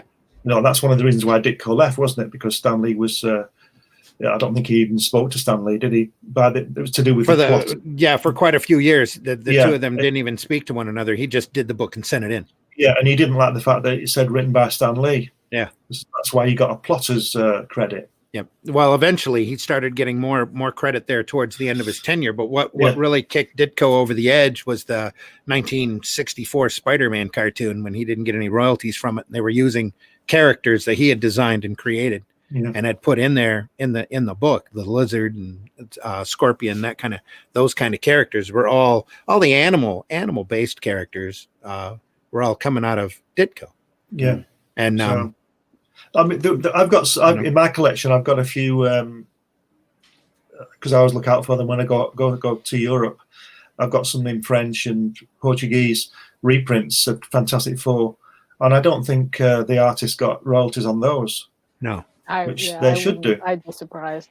I don't think anybody got any royalties on those. I don't think they even knew they were being published abroad. I'm not sure, or probably at least not in English speaking. Which is basically Great Britain. Yeah, and there's over in Great Britain, they ended up going through the Marvel collection from FF1 up about 5 or 6 times, just reprinting them in different formats. Right. They were in different comics over here. That's where I first saw them in the comics called Terrific and things like that, because we have the great names for comics, and they were reproducing that. And in one of the Comics Unlimited issues out now, I've done an article about they rearranged the panels because the pages were different sizes. Mm-hmm. So they rearranged the panels and changed the story. You can see that. So I don't think they should be doing that, really. Never mind the artist getting paid. They shouldn't be rearranging the stories. Now, which issue is that article in? I think it's in 1. I'm not sure. Okay. It's in issue 1. But it's interesting because I remember it because I bought that comic, and that's why I wrote the article about it. And it just changes everything. Because I think I must have read that reprint before I'd read the actual book, before I'd got hold of the actual book. Because obviously it didn't tell you that they repositioned the panels. They just printed them. Because our comics were more square in shape. So I've got a couple copies of Titan comics where they're actually rectangular. They're almost like a comic book set on the side. Yeah. With the spine on the side and 2 black and white pages per page of comic, which was great for 2-page spreads. Yeah. I mentioned this to you last week about the Trigon Empire, where that's been reprinted a few times, and I just don't understand why they don't reprint it the size it was, or at least in proportion to what it was. Yeah. And what they've done in the edition I've got from the 80s, they've left panels out, and there's big gaping spaces on pages because there's a panel missing, and it's just mad. You just wonder what these people are doing. You just print it proportional. Yeah, they're trying to force it into a format that it. Yeah, I hate that too. I hate that. It'd be like making a film. It'd be like making Saving Private Ryan and leaving the last part off. There's no point, I have a question, and Glenn, you're probably the best person to ask about this, because I've never confirmed it, but apparently, in the golden age of comics, which would probably, if we did it today, they probably would say that's provocative and horrible. But apparently. In the golden age of comics, Marvel killed Nixon. I don't know about that. Yeah, they had. I remember reading that they had Cap. It was one of the Captain America movie come out, and they had. No, I know what you're talking. That was a Steve Englehart story where they ended up killing the president. They didn't show him as Nixon, but Nixon was in office at the time. They killed the president. Yeah, but I understand that was a golden age book. Is that correct, Randy? That wasn't. That sounds like no. It could be later. Yeah, that doesn't sound they wouldn't have killed Nixon in the golden age because Nixon didn't come around till the 60s. I remember. I think the article I read, they listed it as a golden age book, but I'm like, that's kind of like harsh for. Maybe we did eat the comics cold. We're killing. Well, there was a time in the now. If you were talking about the kinky Wonder Woman stuff, they couldn't do all that stuff now. No. There's a lot of that stuff that was that was fetish based that nobody really realized. We're a more educated society than what we were back during that period. And Marston was literally working on a different level on purpose in order to slip stuff through. That a lot of that was. There's a couple of very interesting books about the origin of Wonder Woman, and a great there's probably a documentary, but there's also an independent film out about Marston and the Wonder Woman. Yeah, that go into that in a lot more detail than what we ever could in a 2-hour program. I mean, but it is fascinating. Yeah, you mentioned Ditko before, and it kind of made me think because knowing like Ditko's philosophy on things and what I don't know if he was like Randian or he was very Randian, very into the individualism, right. And we talk about dark comics now, how dark comics are now, and it's like I'm kind of wondering, it's like, well, because you have like the wackiness of the golden age. Where it was just like, whatever came out of their heads ended up on the paper. And that's not necessarily true either. So it's like, but the thing is that there was certainly a lot more whimsy in those. Yeah. It's a lot more fantastical. It's like, because again, that's something that my father would always talk about. That it's like, that it was a lot of actual fantasy in it, and then it's like. Did the whole switch over to more serious stories like kind of start with Ditko because he was trying to put in his things in the think comics? it really started with Lee and Lee wanting to add soap opera elements in and make things a little bit more realistic as far as the FF being a family unit that don't necessarily always get along, just like typical families. You always have infighting. You always have love fighting. Human Torch and Thing actually really like each other. but they're always at odds with one another because they get some sort of sadistic satisfaction out of picking on one another. With Ditko is very much an individualist, and if you see Peter Parker at the time, Spider-Man, he was constantly having foibles and real life creeping in, but as Spider-Man, he was always pushing the individual. It was the individual's will to survive that kept him going. The classic comic sequence where he's trapped under the big machinery, or that there's no way he's ever going to get out, and eventually he puts together the energy, the strength to actually lift the machine that he's not supposed to lift, and in order to push himself out. That was a big metaphor as far as Ditko was concerned, about promoting the individual over the collective, and which is very Randian, bare bone Randian philosophy. Right. You go back and read the Fountainhead, where they're talking about Rourke and the architect, and how he pushes his own individualism to the point where he destroys what he created because he feels he has the right to do so. That's very much where Ditko's head was. Ditko's very subversive work, that, isn't it? He's done some incredibly subversive. Even Spider-Man at a point is a bit not as crazy as early Wonder Woman, but there is a philosophy in there. Comics are art, and when you're doing that kind of art, you're bound to get your point of view put in there, whether consciously or subconsciously. And most of the time, it's best when it's a little bit in between. You know, that's when you have high art, when you come out of something and it's kind of altered your perception, changed your mind just a little bit by example, instead of standing on a soapbox and going, "You silly males, you should be doing this," or "You silly so-and-sos," pointing a finger and preaching on a soapbox. It's so much better to show by example and metaphor than soapboxing. And there was a lot of that. There was a lot of that, like Kirby at the time when he was doing Thor and Fantastic Four. You saw that sense of wonder. He was sitting there like a kid going, "Comics are really cool. Look at this. You could do this and you could do this. You're never going to see this in a movie, kids." Boom. And all of that. Well, now the technology has caught up to that. Yeah. To that level. And I think we really saw a lot of that in Thor Ragnarok, where they were taking a lot of those devices that he had that were really bombastic and applying them either directly or indirectly into the scene. There's a lot of Kirby. I think the most Kirby you'll ever see is in that and Black Panther. Right. So, and McGregor, you'll see McGregor is really a big part of Black Panther, because he really built up that character to a point. The best thing I've seen in the movies to do with Kirby was Captain America in the elevator with the shield people. Yes. Yeah. When he jumps, when he smashes out and falls, that's and he's got his hands like this as he comes down. It reminds me of one of the Avengers covers, where he's jumping down. That's pure Kirby, that. Or the cool part in the elevator where he gives everybody a chance to get out. Yeah. Because he doesn't want to be rude.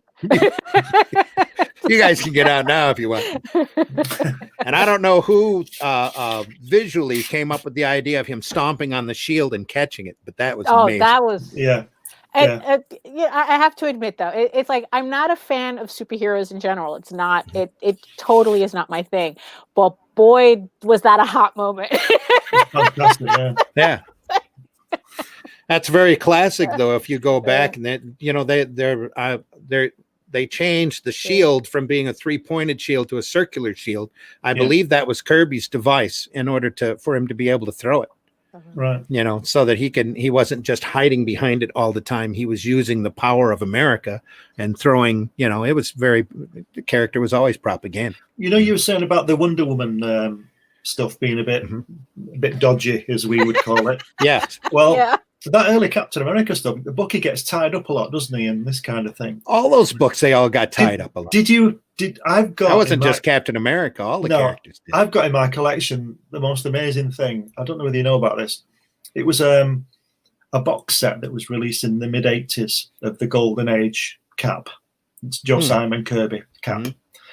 And I read in, I think it was Comics Journal, that the first printing had been recalled because some disgruntled, and this is the story, I think, so I'm not sure, but some disgruntled employee at the printing press Uh-oh.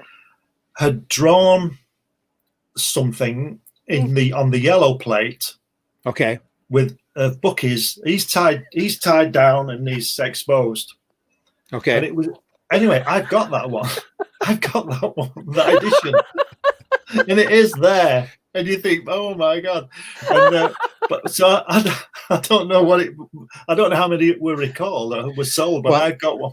You're always going to have that happen because there's always going to be disgruntled employees. Yeah. Right. Yeah. Exactly. There's a lot of talk about Disney and animators because Disney ruled everybody with such an iron fist that there was a lot of rebelling going on. Thus you ended up with the Air Pirates too. So and even thus though they underground went too far. comics were born. Well, that was part of it, but not the instant. Not the seed that actually started. That was kind of like I said earlier. That's kind of an offshoot of a Tijuana Bible. That book very much so. Let's see where we left off here. That episode of the creation of comics. Here we go. Russ again. The day I take advice from Kwanzaa is the day he makes a decent comic. Yeah, it's not likely.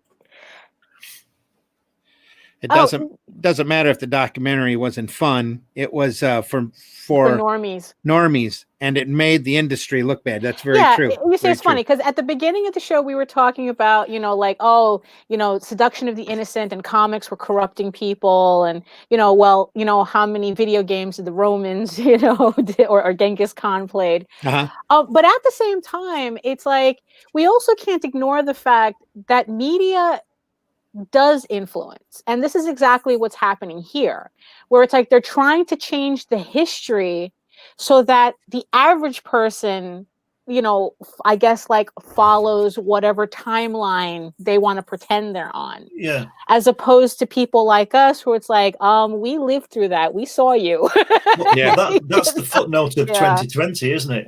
Everything being cancelled and being rewritten. The whole of the world is being cancelled and rewritten at the moment, isn't it? So build back better, baby. That is build whatever back that better. is. So it's like so they can't say at the same time that what they're putting out on Disney Plus is innocent.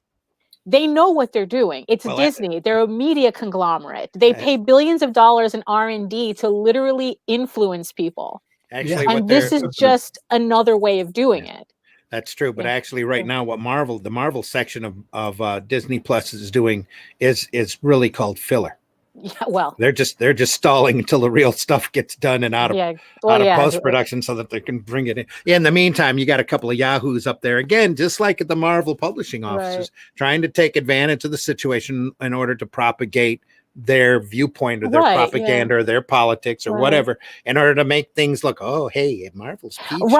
Exactly. It's like, everything in the past was sucky, and it's like, it doesn't matter if Dan Slott's late, because Dan Slott's great, and they've got another guy here that'll do all the dialogue for him anyway. All hated Lois Lane. Did you?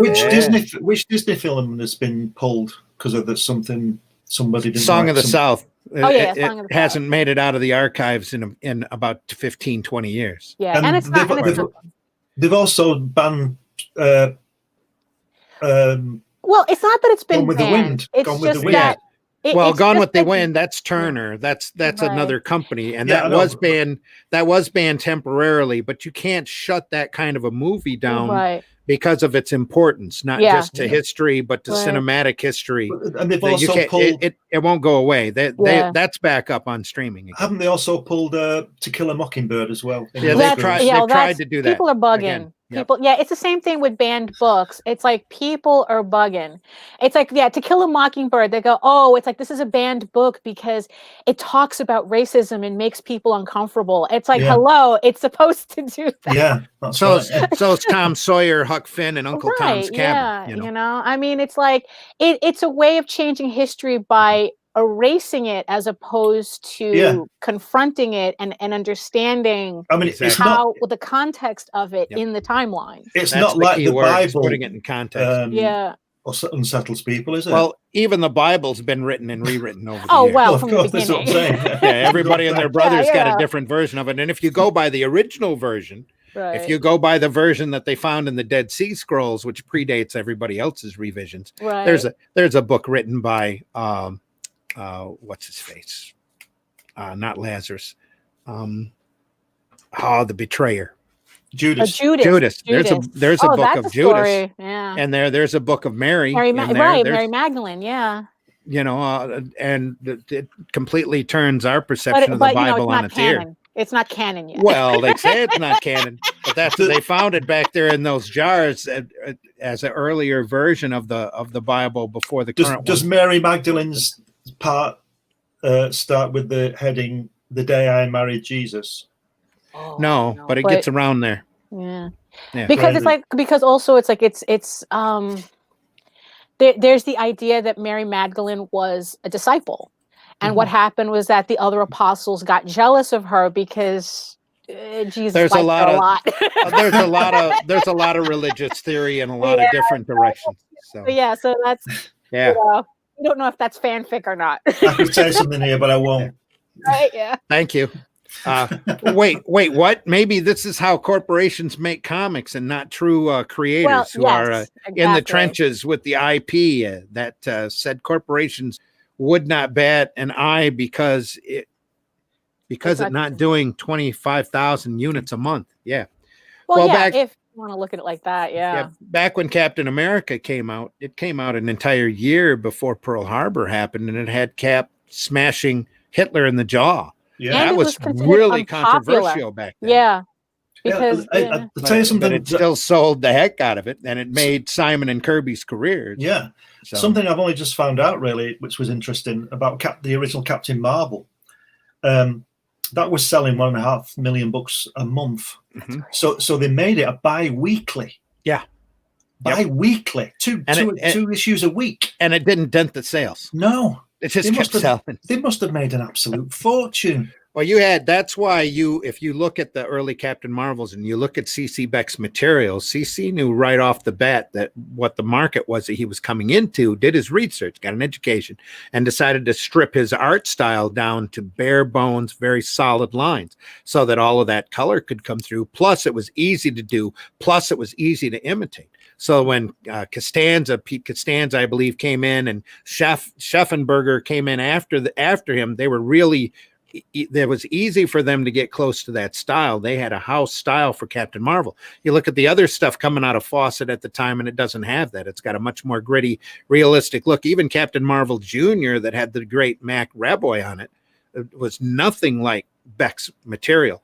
But it's that initial Captain Marvel stuff that was lighthearted and whimsical and wide open, colorful, well written. It had incredibly memorable stories in it that really made the hard money that made Fawcett. Wow. It's like, what would it even look like now for a comic? I mean, not Scholastic comics. I'm talking about mainstream comics selling 1 million+ copies. Yeah. What would that every look other like every now? other week? Every yeah, other every week. other, yeah. I mean, like I said, I'm not talking about. Yes, I know about Scholastic. I know about So everybody in the comments, I know. Yeah, and you had books like some of the EC books that were incredibly high sellers. Yeah. I know Crime Does Not Pay was coming out every month, and I think that was hitting 2.5 to 4 million copies a hit. Wow. I mean, they were clearing incredibly huge numbers all the way up until the Code Authority got enacted, and then boom, comics just. But also crash. Those types of sales had a lot to do with the newsstand, right? Like the average person can find the book as opposed to now where you have to go to a specialty store. Yeah, that's right. Well, you've seen the numbers slowly decline down a stepping ladder ever since, because comics have become harder and harder to find. That's why, like, I was on JD's show yesterday. We were talking about when the direct market kicked in, all of us sat around and said, well, that's going to drop everybody's numbers, because now everybody's going to want to go or can only find comics at a comic specialty shop. Yeah.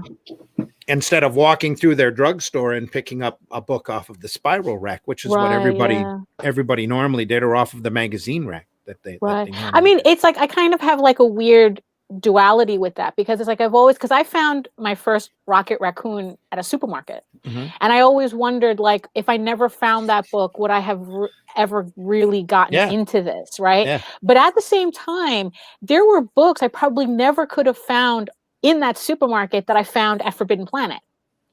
Yeah, but there were also books that Marvel printed that were impossible to find on the spiral rack, that you literally, Right. because that was part of the fun when I was a kid, was that I knew where every spiral rack was in a 30-mile radius of my house. And when I had a car, I was around there every week, because you couldn't find Captain Marvel, Starlin's Captain Marvel anywhere. And Killraven was I was a big fan of Killraven when it was out. Don McGregor and P. Craig Russell were doing some phenomenal inventive work on that book. And they had such, Deathlock was another one by Rich Buckler. Astonishing Tales by Rich Buckler was another book that you could not find, because Marvel underprinted that book, and it was really impossible to find. The first time I found Howard the Duck was like 2 months after the book had come out. Howard the Duck 1. So that was artificially, they said this is such an oddball book, nobody's going to be able to find it.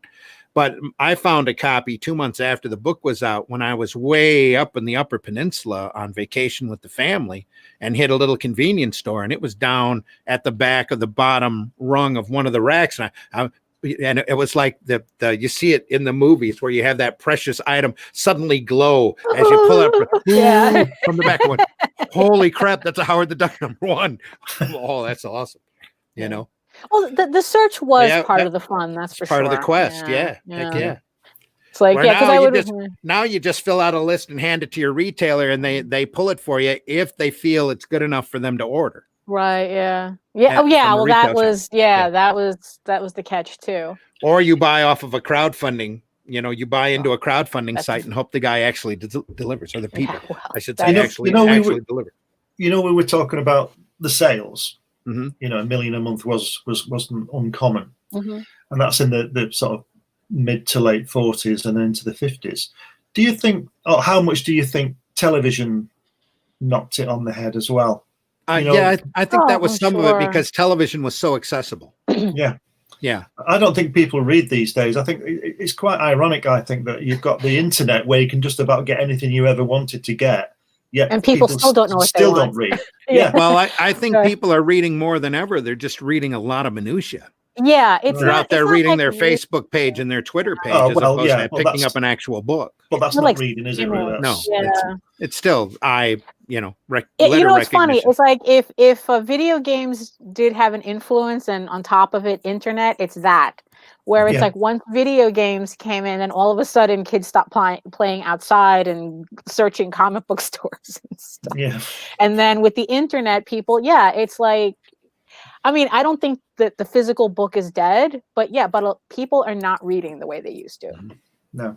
And there needs to be an entrepreneurial spirit back up there to do a point of purchase display for the dollar stores or the Walmarts or the Targets or whatever, to start putting some books back out there in a different format. Because it's time for people to recognize that we're beyond the bag, we're beyond the standard board, we're beyond the slabbing. That those are important for collectors if you don't ever want to read that book again. Yeah, but there's a desperate need for that in the market for disposability, and for people to, despite what Varian thinks about newsprint, to go out and find an inexpensive way to print these books and get them out into the hands of people. I can't tell you how like I keep saying, my love of comics, the newspaper, turned around when I did that paper, because I found out that I wasn't in work. My passion wasn't a media that was dead. It was inaccessible. There's a big difference. You make that accessible to people, and people don't want to read newspapers now because they have the net, but they also don't want to read a digital strip all the time because they intentionally have to go to that site. There has to be a convenient way to pick it up and be able to read and enjoy it. And what's funny is that I'm sorry. Go ahead. Oh, go ahead. Oh no, that comic strips is like the best of both worlds. It's like you get the quickness of being online, but you actually like appreciate the work that goes like you're still paying attention to the work, and you're reading a story still. I think a big thing is that as humans, we're sort of tactile, aren't we? We like to touch things as well. I've got millions of books here, and it's a mess, but those are my books. I can. I mean, it's okay to have them online, but you've got to turn the computer on, you've got to scroll around, you've got to find it. But I can just get anything off there that I want. and it's nice to feel them. And Well, then a lot of kids feel exactly the opposite. All I got to do is turn that computer on, hit the right bookmark, and I'm right there to read whatever I until need. Amazon Well, they decides don't. that it doesn't have the rights anymore to like That's half your book exactly right. collection, and then everything disappears. Suddenly, your Kindle has half of the Right, but library that you thought still it had. paid for those books, but you just don't There. have them anymore. I was talking to a friend of mine last year, and he said we were talking about print and on online, and he said when I go on holiday, I can take 2 books with me. When he goes on holiday, he takes 30,000 books with him on his Kindle. But I said, yeah, but how many of those do you read? Right. And he said, none. So what's the point? Yeah, it's like, why What's even the point? mention it? You know, it's like you're not reading it. This is they've got no argument, you see. But what we're saying before about the it's the distribution, isn't it? Getting it out there. That's the problem. And is there only Diamond these days? Are there any more distributors of this kind of stuff? There needs to be more. That's a problem, because again, Diamond has stuck everybody in the same format with the same bag and the same backing board for decades. I mean, it's time to get past that. Yeah, Midtown Comics was supposed to start one up, but then it's like they kind of that idea fizzled out. Right. And another like online retailer is supposed to, but you know what? Until I actually see it, they don't exist. And then there's Liberty. About it. They don't talk about. Oh yeah, and there is Liberty. Yes. Variant's been trying to get a distribution market off the ground. He's getting there. He's getting more books out. He's got a catalog coming. So I got to add to it. Maybe someday soon. Question for you, Daphne: Is Midtown Comics still upstairs? Yes. Is it? Yes. Is it on 42nd Street? Yes, it's still there. Yeah. Last I checked, it was still there. Yeah.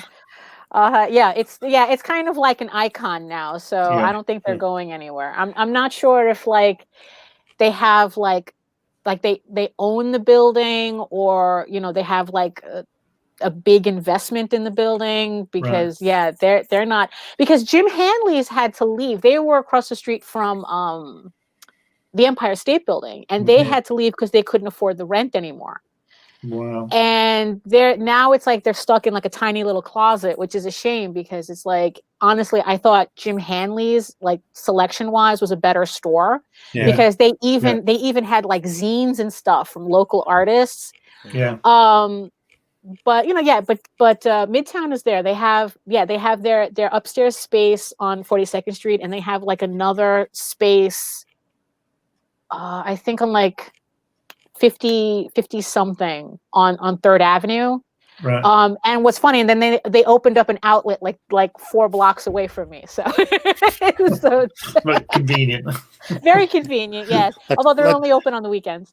Let's run through this chat. Lori Yagami said we were going to she was going to tell us a joke about time travel, but nobody liked it. Oh. Josh said, shouldn't we call the Dark Ages the Honey Brown Ages too, Randy? Oh, no. I think more about the story about how Kirby was going to handle a troll who came to the studio. Yeah, he was going to knock his block off. But that was Kirby. He was a scrapper. So either way, it's a fit. Anyway, but isn't that the goal of sequential art, leaving it to the point where anyone can infer the story? Well, yeah, that's all part of art in general. You should be able to tell. I mean, it's like that's a very important storytelling lesson to learn, is like being able to look at the pages and infer the story. That's how I know I'm doing it right. Because you can skim it. If I don't recommend it, but you can skim it and you can still kind of get the gist. It's like a silent movie, isn't it? Yeah. Yeah. Mm-hmm. Joe is laughing, says, save that book and pass it down to your kids as an heirloom. The seduction of the innocent. Yeah. Porn party. Throw back the 80s comics by the decades. Yeah. Good morning, Indy Volt. Frank Ferret. Good morning, Frank.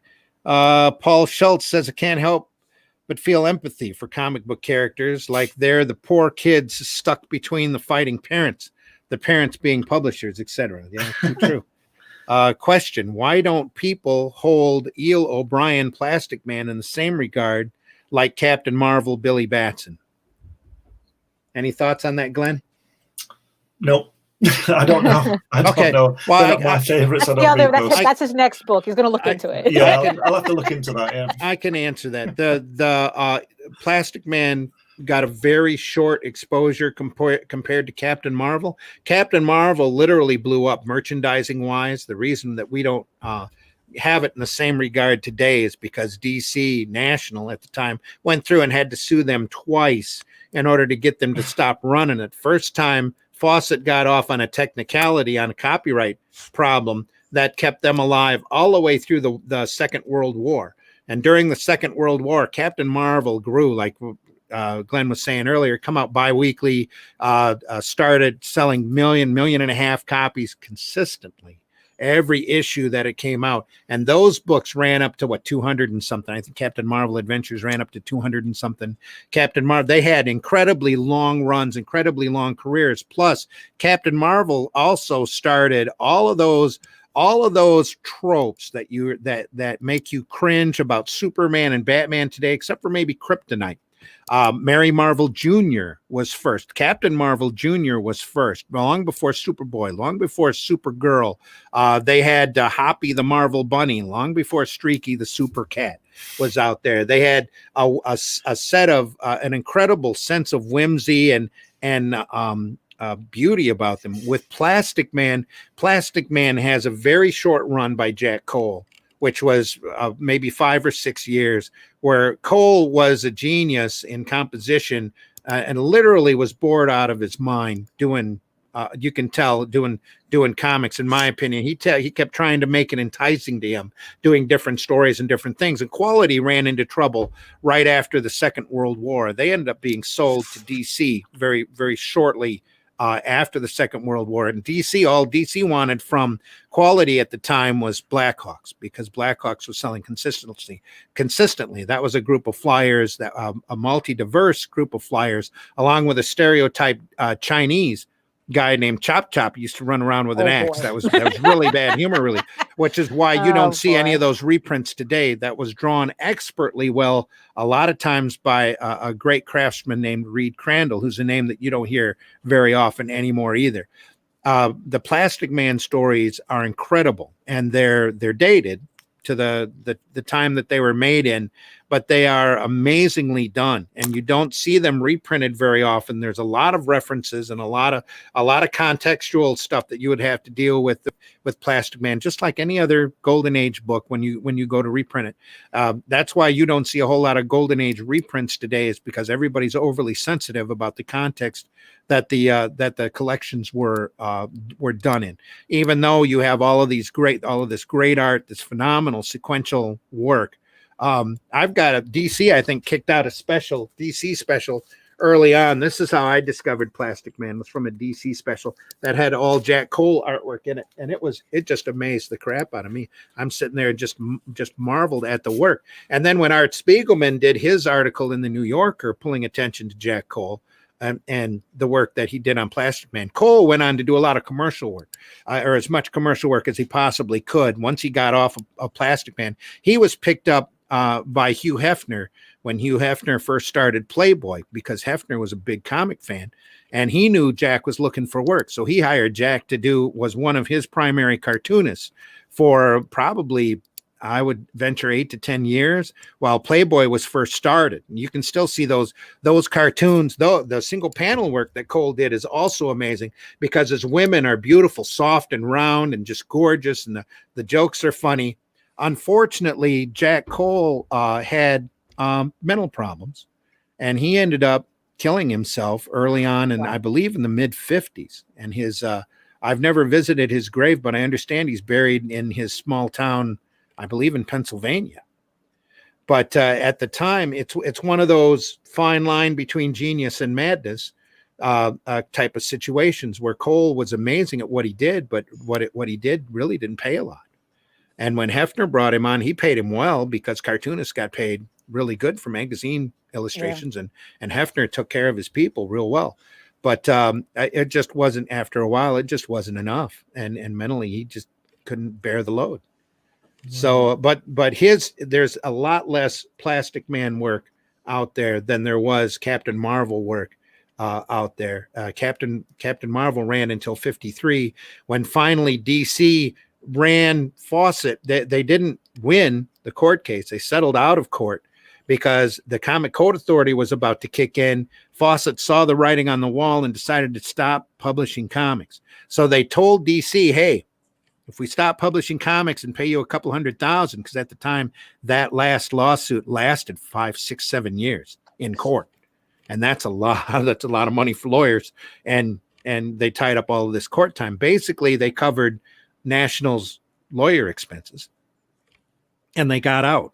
They didn't give the rights to DC. They just stopped. They agreed to stop publishing the book. So the book until the 70s was in limbo for the longest time. Nobody could print anything that was Captain Marvel without having their butt sued by Fawcett. In fact, I think the only real reference or the only visual that you saw of Captain Marvel between that period was in Joel Pfeiffer's Great Comic Book Heroes, where they allowed him to print one page of the origin of Captain Marvel. Wow. That was when I first discovered Captain Marvel when I was a kid, because I ran across that book at the library. But in the interim, Fawcett just sat on those rights and didn't do anything with it. When DC was looking for stuff to print, they were looking to expand their line. Somebody, I think Dennis O'Neil, stumbled across Captain Marvel. Why don't we do Captain Marvel? Captain Marvel sold a lot when it was out. We need to do this. So they went and they leased the rights from Fawcett for Captain Marvel Shazam. And then they started bumping heads with Marvel, because at that point there had already been a lot of legal waves done about the name Captain Marvel. Marvel had become Marvel Comics, and they had been such a big masthead that they couldn't have DC do a character named Captain Marvel. So they did their own Captain Marvel, which they ran for many years and have done half a dozen different versions on, and have tried to get stuff to stick to the wall and it just won't work. But they made DC swap the title Captain Marvel, which DC knew they were going to run into a problem anyway, so they called it Shazam. And now the character is just known as Shazam, which is a lame thing, because you ask the character, hey, what's your name? And he goes, hey, I'm Shazam. He's going to change back to Billy Batson anyway. Don't get me started about the craziness on that. But the character was so big, DC had to have it. They had to print it, and they would make a little money off of it. That the Shazam book lasted for 25 issues, because quite honestly, even though they had Beck on the book to start with, Beck left because he hated the stories, because the story quality was gone. The previous writers that wrote Captain Marvel, when he did Captain Marvel, all of those guys couldn't make it in comics. After a while, they went off on their own. Some of them became big science fiction writers. Some of them became big fantasy writers. Some of them just retired and died. But a lot of those guys, once the lawsuit went through and Fawcett stopped publishing Captain Marvel, all of those guys jumped over to National. That's why you had Batwoman, Batgirl, Ace the Bat Hound, not Mr. Mixaplex, but Batmite sprung up. Mixaplex was out before that. You had all of this stuff spring up that was amazingly the same tropes that started in Captain Marvel popped up in these 50s Batman and Superman books, because they were looking to do anything that they could in order to up the sales. Hey, Mary Marvel lasted for years as Mary Marvel and in WoW Comics. So they did Supergirl. Siegel saw that Captain Marvel Jr. sold really well. Well, why can't there be a Superboy? So he ended up convincing National to let him do Superboy under the code. So that's why you ended up with all of this Superman trope, was because Captain Marvel had already been there and blazed the trail and had done it incredibly successful. In fact, the second lawsuit really didn't kick in from National suing Fawcett. They didn't go back and really get a kickback on that after they had a court ruling until after the war. They got mad because there was a Captain Marvel live action serial that kicked out to the theaters. And it was the first time any live action superhero was on the theater screen.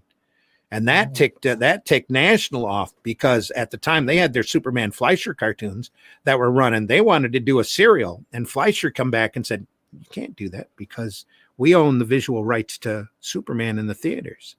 So Captain Marvel ended up getting out to the screen before National could get the rights back from Fleischer to have their own serial come out to the theaters. So, and that ticked them off enough to throw Fawcett back into court. And then again, that court battle lasted for years.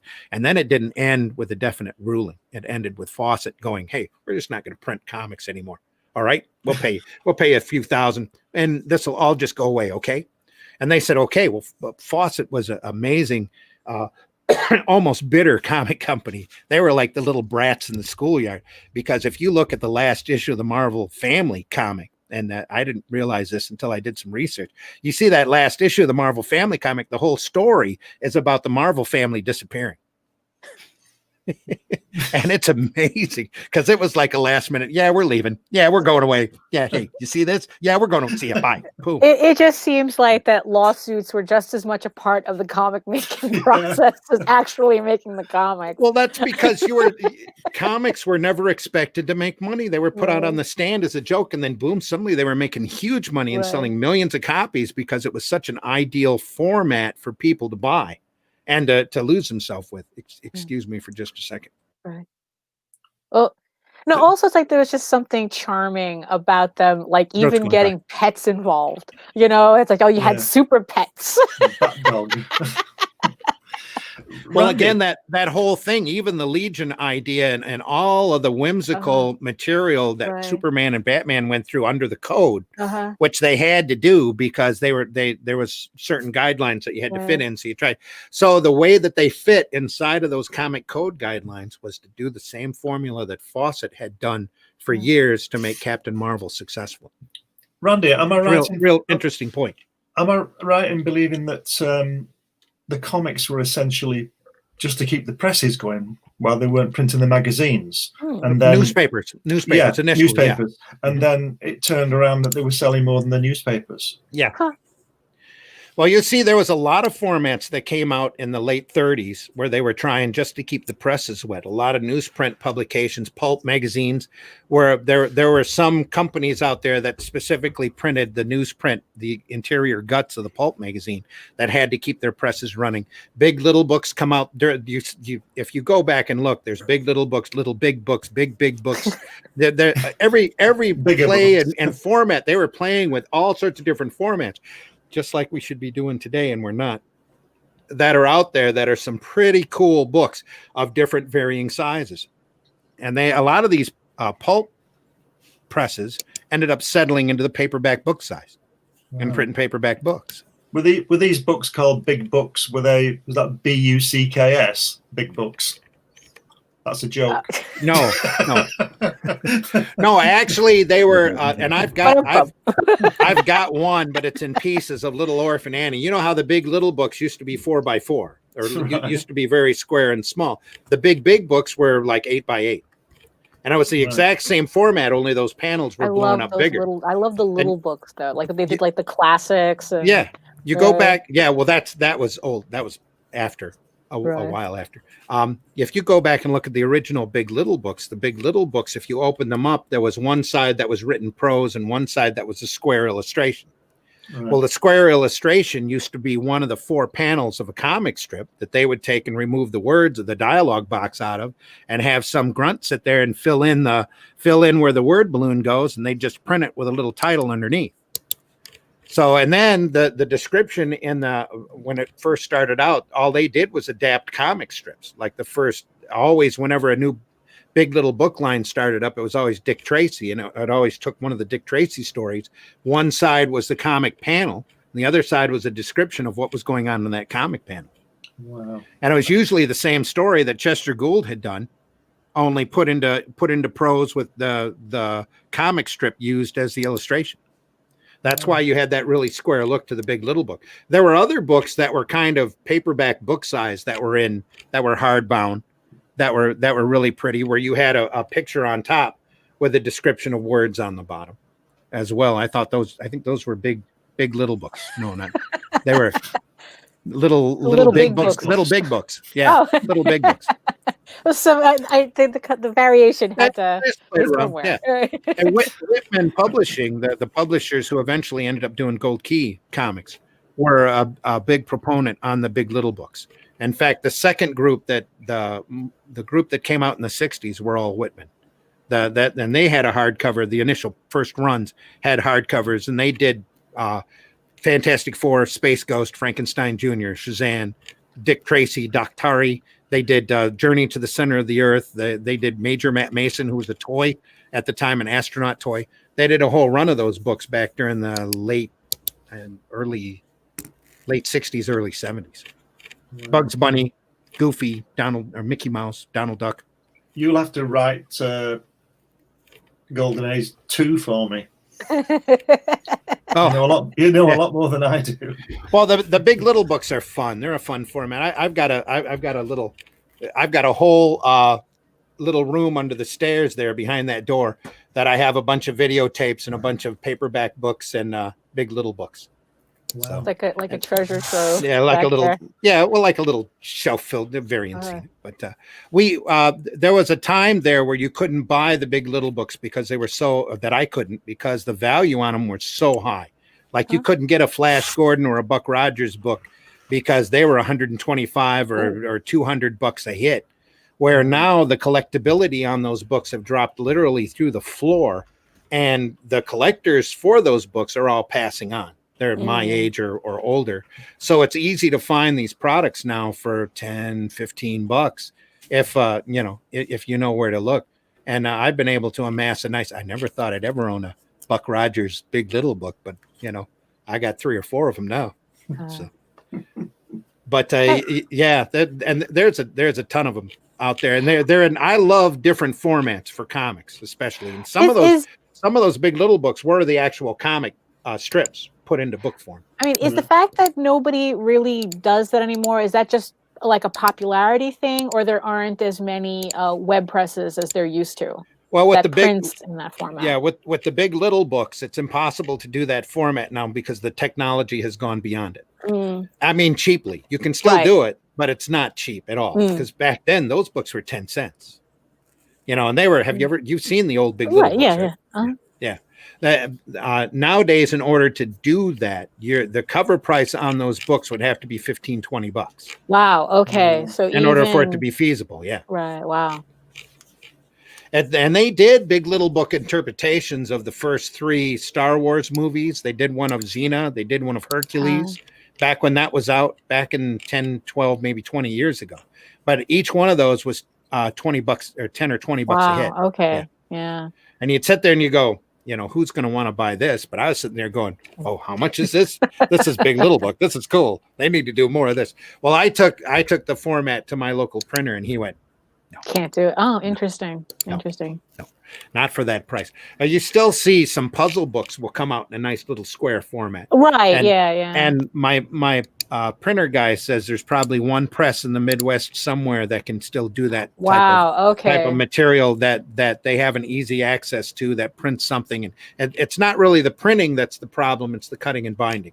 That's the real problem, because those were all square bound. And that you do that in sections, and then you glue, you put a bead of glue around it, then you put a bead of glue, you stack them all up, run glue around the entire spine, and then glue a hardbound spine to it. That's why if you're lucky to find a Big Little book in decent shape that still has the spine on it, that's a good find.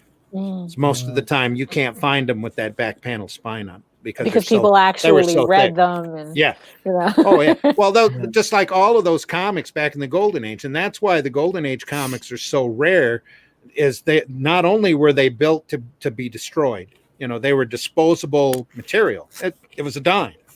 It's like you stuff them in your back pocket, you put them in the bicycle wheels. Even up through the digest, the comic book digest that you and I used to buy at the grocery store, even the Archie digest are made to be destroyed, even though the Archie digests now are like $7, $8, $9 a piece. Back then they were 50 cents or $1. You just pick them up and here's a buck's worth, 120 and that pages worth of comics. The lack of accessibility. No kid is going to spend $10. Their parents not going to buy a $10 Archie book. Well, Marvel tried to do a set of digests about 2 or 3 years ago, back when the Marvel movies had just started up, and they did a Marvel digest every other month. Whenever a big comic book movie was coming out, they'd focus on that character and they do a Marvel digest. They leased the rights from Marvel. First half of the book was all old 60s, 70s material. Last half of the book was modern stuff, only it was more the Marvel Adventure stuff because they were trying to find stuff that was self-contained. So you could look at the spine or the opposite spine, the open end part of the book, and you can see where the old stuff stopped and the new stuff started, because the new stuff always had a black background to it and it looked dull because it was done in the modern colors, not made for the ink soaking abilities that newsprint has. Where the older stuff was always bright and done with a white background and looked pretty, even though it was early Kirby or early Ditko or whoever. That did those books. Also, I think that's also there seems to be kind of like they think a lot like what's the word I'm looking for? That they put the black background because they think that the colors would pop more.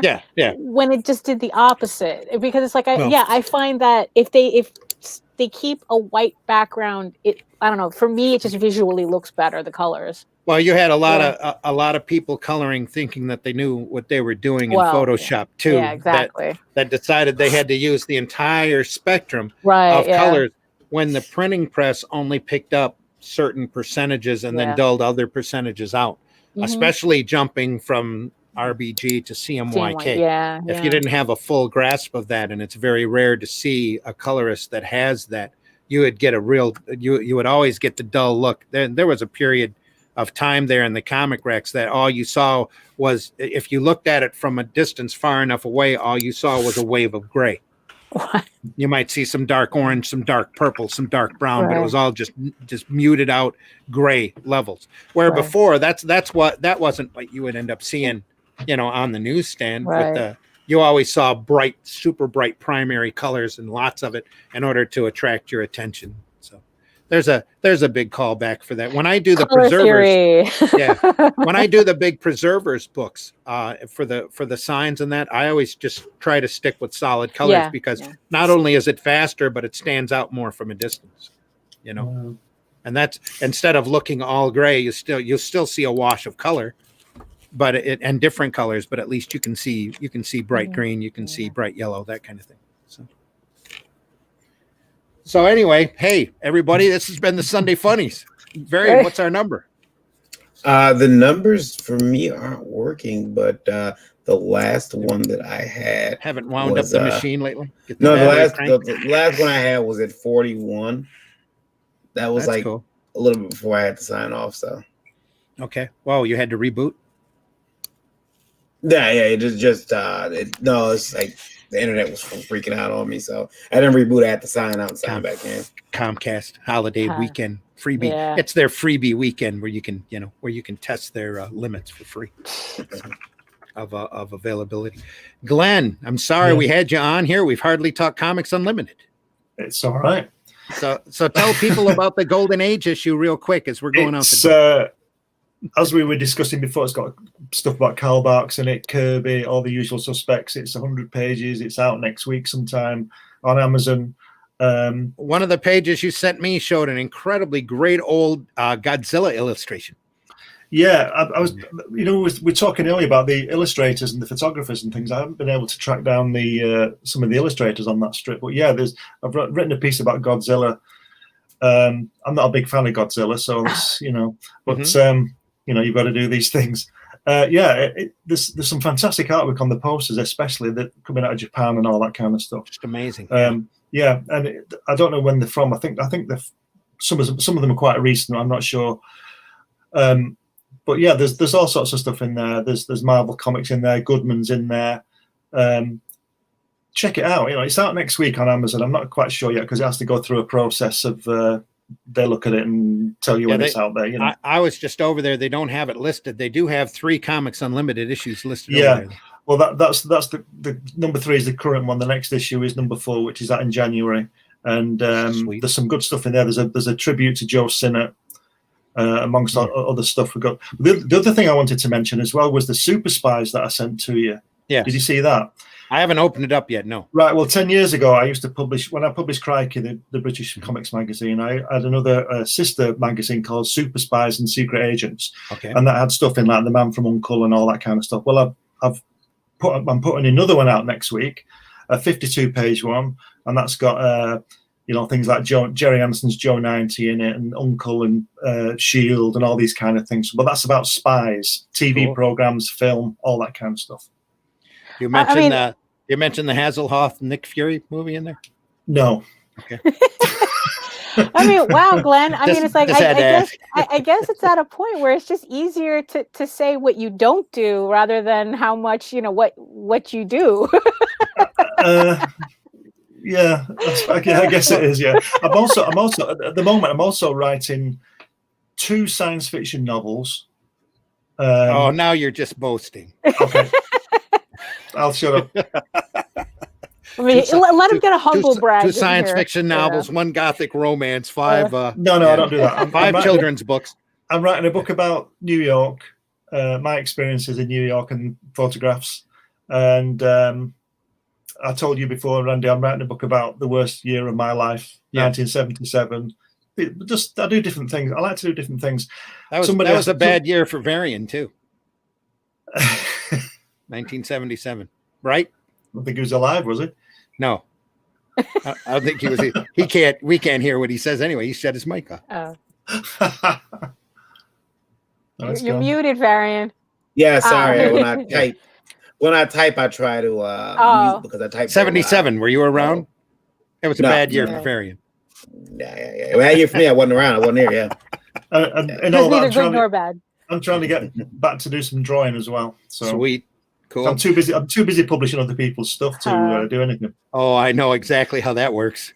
I do. I printed Arrow comics for the longest time. Could never get my stuff done because I was worried about everybody else's. So yeah, anybody out there, take a look on Amazon under Comics Unlimited or Glenn B. Flemming. That's Glenn with 2 N's and 1 M in Flemming. Yeah, they're all there. They're all there. Tons of stuff. And more coming. Yeah, hopefully. Lots more coming. Glenn, I can't tell you how much I appreciate you being on. We're going to have you on again and more often. But thank you. I enjoy it. It's good. It's a lot of fun having you on. And I'll tell you next time what I'm not doing, like Daphne says. And I'm not climbing Everest this week. Right? Yeah. Not this week. Not this week. No. That's scheduled. Mount Rainier. As soon as I'll let you, but not Everest. We understand. I'll tell you something else I'm doing as well is finishing off my Kirby film final cut. That's out in February, should be. And you sent me a copy of that too. I haven't been able to bang into. So. Well, you're missing out there. There's some good stuff there. So yeah, I'm working on that one as well. Is there any way folks can get a hold of you that you want them to get a hold of you at? Only through email at comicsunlimitedmagazine@gmail.com. Because I'm still trying to build a website and stuff like that. Because I told you that was hijacked, and don't go there. Yeah. Don't go there, but do go to Amazon. Right. And look up. You find it under Comics Unlimited. And these magazines, you have to look at these magazines just like the old slick magazines that you'd see back when I was a kid, like Starlog and Fangoria. It's that quality of work, that quality of layout. Just real professional. The layout skill is on point. It's right there. Thank you. On point.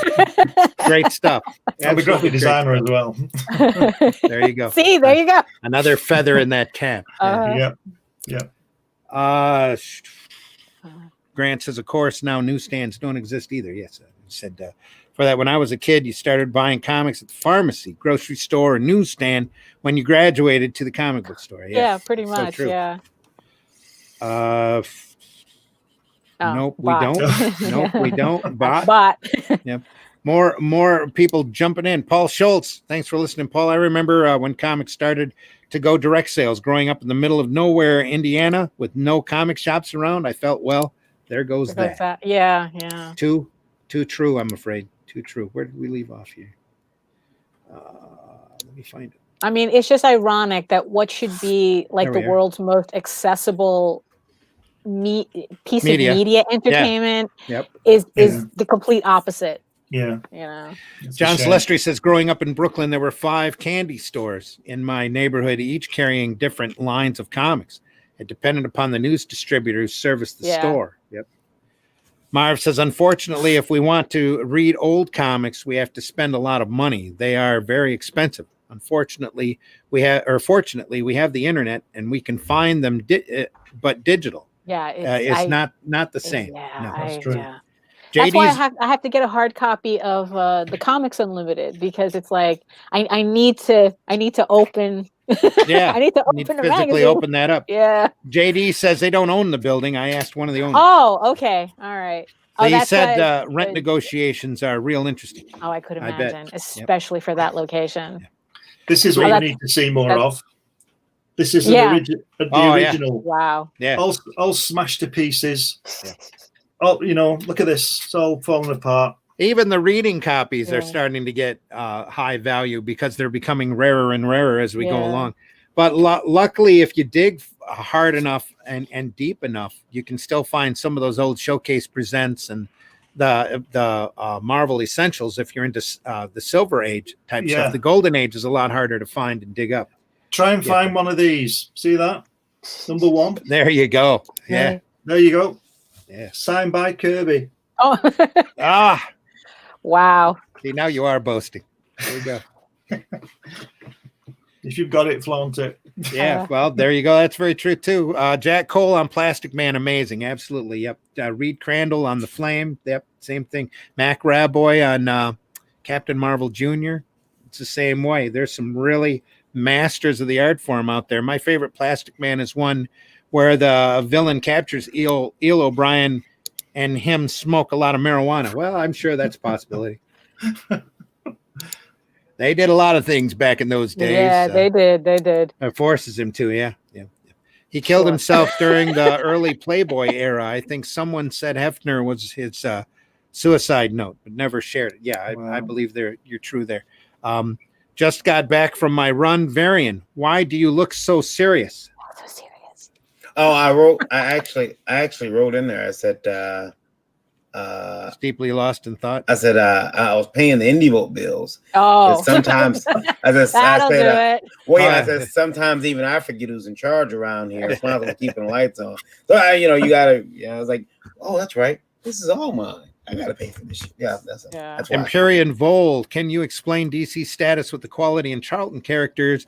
They don't own any copyrights at all, but they have trademarks. Oh, that old gag. Well, Yeah. I believe what happened, and I don't think you're right there. I think on Quality, they bought the copyrights and the trademarks. On Charlton, they did the same thing as a favor to Dick Giordano, where they don't own copyrights or even, I don't think, trademarks are the early Fawcett, the other Fawcett characters. They did go back eventually, like I was going to finish that story. They figured out they were paying Fawcett almost as much money as they got from them in the original settlement in order to use Captain Marvel. So they went into Fawcett and made negotiations, and they bought Captain Marvel and the Shazam family. So they own those copyrights. The other copyrights, Bullet Man, Minuteman, Spy Smasher, Ibis the Invincible, those characters are wide open. Captain Midnight, though, I believe is owned by a separate entity that did the radio program and I think there was a TV series on that book. I'm not positive, but that's real liquid. And it's the same thing about the other comic characters out there that are in public domain. We can actually do a whole nother podcast just on public domain characters alone. But the early Charlton Blue Beetle is still wide open. It's the Ted Cord Blue Beetle, the one that Ditko did, that Giordano was working at Charlton on, that's untouchable because of DC owning the copyright and the trademark for. It's a very gray area and one that's constantly trying to be tested, and nobody really argues too much with anybody past the cease and desist because they're afraid for it to go to court and for there to be that actual definitive line. Just like they ended up doing with Sherlock Holmes, the Conan Doyle estate finally got fed up and said, let's make that line, took them to court, and the judge went through and said, boom, there's the line. Everything before this is public domain. Everything after that is yours, but the copyright laws are constantly moving up a year every January. And I believe this year is 1925 for the states. Right. Anything that's 25 and before that is considered to be in public domain. Wow. I think the Great Gatsby is going to enter public domain, I think, next year. I think that was last year. Oh, was it? Okay. Yeah, I really do. And, There's a lot of Robert E. Howard's material, all of the most all the Lovecraft material is already in public domain. I'd like to see Marvel publish Sad Sack. I remember reading Jim Shooter bought all the artwork and everything for Marvel. I don't know whether that was Harvey was printing that originally. And that ran for decades. Yeah, there was an interview with Shooter in the 80s in Comics Journal, I think it was, or something like that. And he said he bought, because I can't remember was he called Grant, the guy? I can't remember the artist. I couldn't tell you. I can't remember his name. Anyway, he was living in poverty and all this kind of thing. Yeah, I know he was treated incredibly bad and was paid $35 a page up until he stopped doing the book. Well, he had a really high page rate when he started, but didn't change it for 40 years or 30 years or something. And this interview Shooter's saying that Marvel had bought the artwork and bought the copyright and all that, but I don't know if anything's ever been done with it, and it's 30 odd years ago. So I'd like to see that. I used to read that when I was a kid. Josh says, and I never got Tawny the bat tiger. Oh, and I never got Tawny the bat tiger. Outrageous. Really, Talkie Tawny was another character. They were looking to spin that off, and Fawcett CC Beck tried a couple of other different merchandising things with him. So excuse me for just a second. Oh. It's all that talking. So how many pages have you done this week, Daphne? It is. I less get than I should have. Yeah. Same here. Unfortunately. More than me. Big little books are cut from the papers, trimmed. Well, not quite, but close. They kept the presses wet. So I say, what's happening? What's happening, Pops? Happy to see you here. Hey, Pops. Only 4 spots. Come on. We don't go to your place and push our stuff. I love you to death, Pops. I do. And I appreciate you pushing, but you're going to have to come on sometime and talk about your stuff. Thanks for the education on the Plastic Man question. You're very welcome. That's all available out there. Art Spiegelman did a great book on Plastic Man. I recommend anybody to pick up, because he'll sit down and explain a lot of the composition, a lot of things I never realized, that how Cole used Plastic Man in order to guide everybody's eye. And you sit there and you look at those books and you go, wow, he really did that. But that was the advantages of having a character that you could stretch, everywhere. Yeah. Ditko's Gorgo, absolutely. That was a Dell book for a little while. Varian says, haha. Meredith, I was paying the Volt bills. There we go. Yeah. Itchy 5 says, what's up, Total Excellence? I think you're pushing your own stuff again. Like I said, Dr. Uncanny, Editor Supreme. Meredith says, I know the pain, but I'm trying to carve back time for my stuff. I hear you. Yeah, it's like in my case, it's like it's not just I'm not. It's not that I'm. I don't have to worry about publishing other people's stuff, but it's like it's everything else that has to go into making the comic and managing the website, updating things and making files and. I'm trying to find time to do. I'm trying to find time to do my second book of Hatch, a cartoon character. I don't know if you've seen him around. I've had these ideas for 2 years now, and I just haven't got time. Found the time to do it. Make sure you write them down. I've got the ideas, but I've not got the time to produce the artwork yet. We're not getting any younger, No, I realize that. I got a bucket list, and right now this book's like, taking over all my time. But I've got another 6 to 8 projects I want to get to. Wow, yeah. That I wish I could get them out. I got a 2 serious superhero teams, 1 funny animal superhero team I want to do really bad. And I'm halfway writing 2 plays. There you go. Let's keep comparing notes. You gotta sit there like Asimov with a half a dozen typewriters or word processors ready to go. Right you jump from one to the next. That's yeah. Somebody asked me if I ever get writer's block. I said no. I just go on to the next project, and that's usually the best thing to do. Yeah, and it kickstarts you. So it's best way to do it, I think. You pick up you pick up the next spiral notebook and start jotting notes. That's right. Yeah. That's what you have to do. All right, everybody. I really want to say thank you so much for being here. We are late. We're running behind past that 2-hour mark again, which is okay, I guess, anymore, especially now if Varian actually paid the StreamYard bill. We're all good. So we'll be back again next Sunday to talk about more, hopefully, whimsical and fun comics.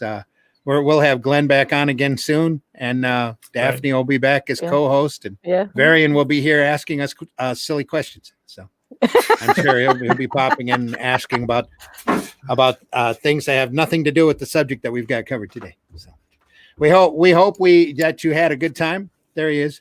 Yeah, today's subject was it suicidal artist in the golden age? Oh, Was that- Jesus. It started with bad water. That was today's, right? It started with bad water. Yeah. It did. Something like Man. that. We always get into the deep and dark subjects here. It seems, even though we're supposed to be the lighthearted and whimsical show.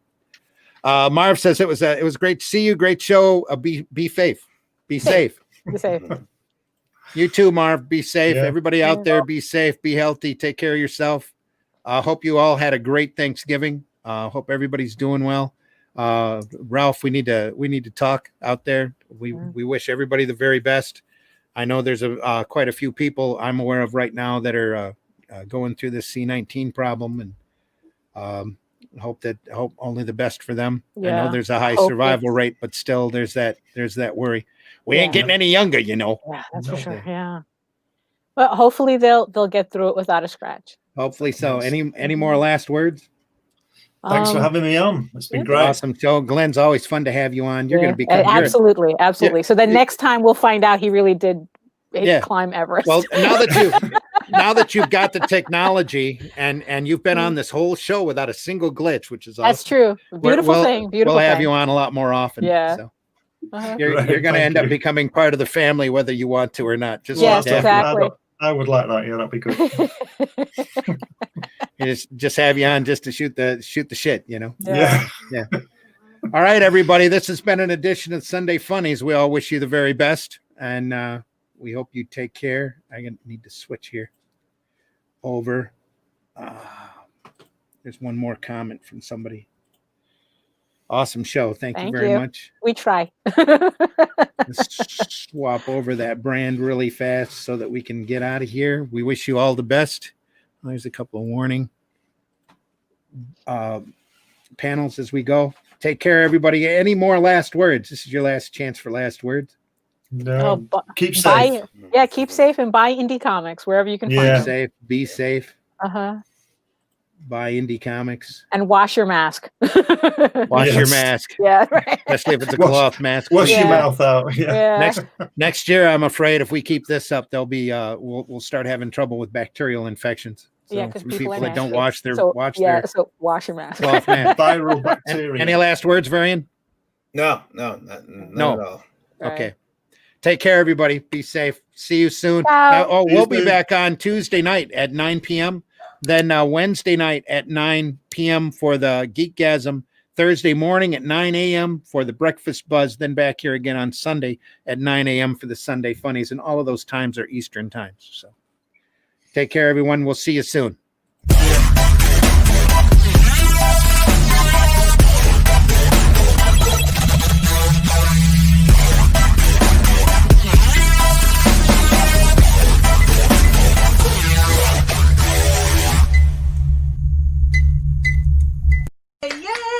Yay! Think about what you've accomplished. Yeah, really. Comics are awesome.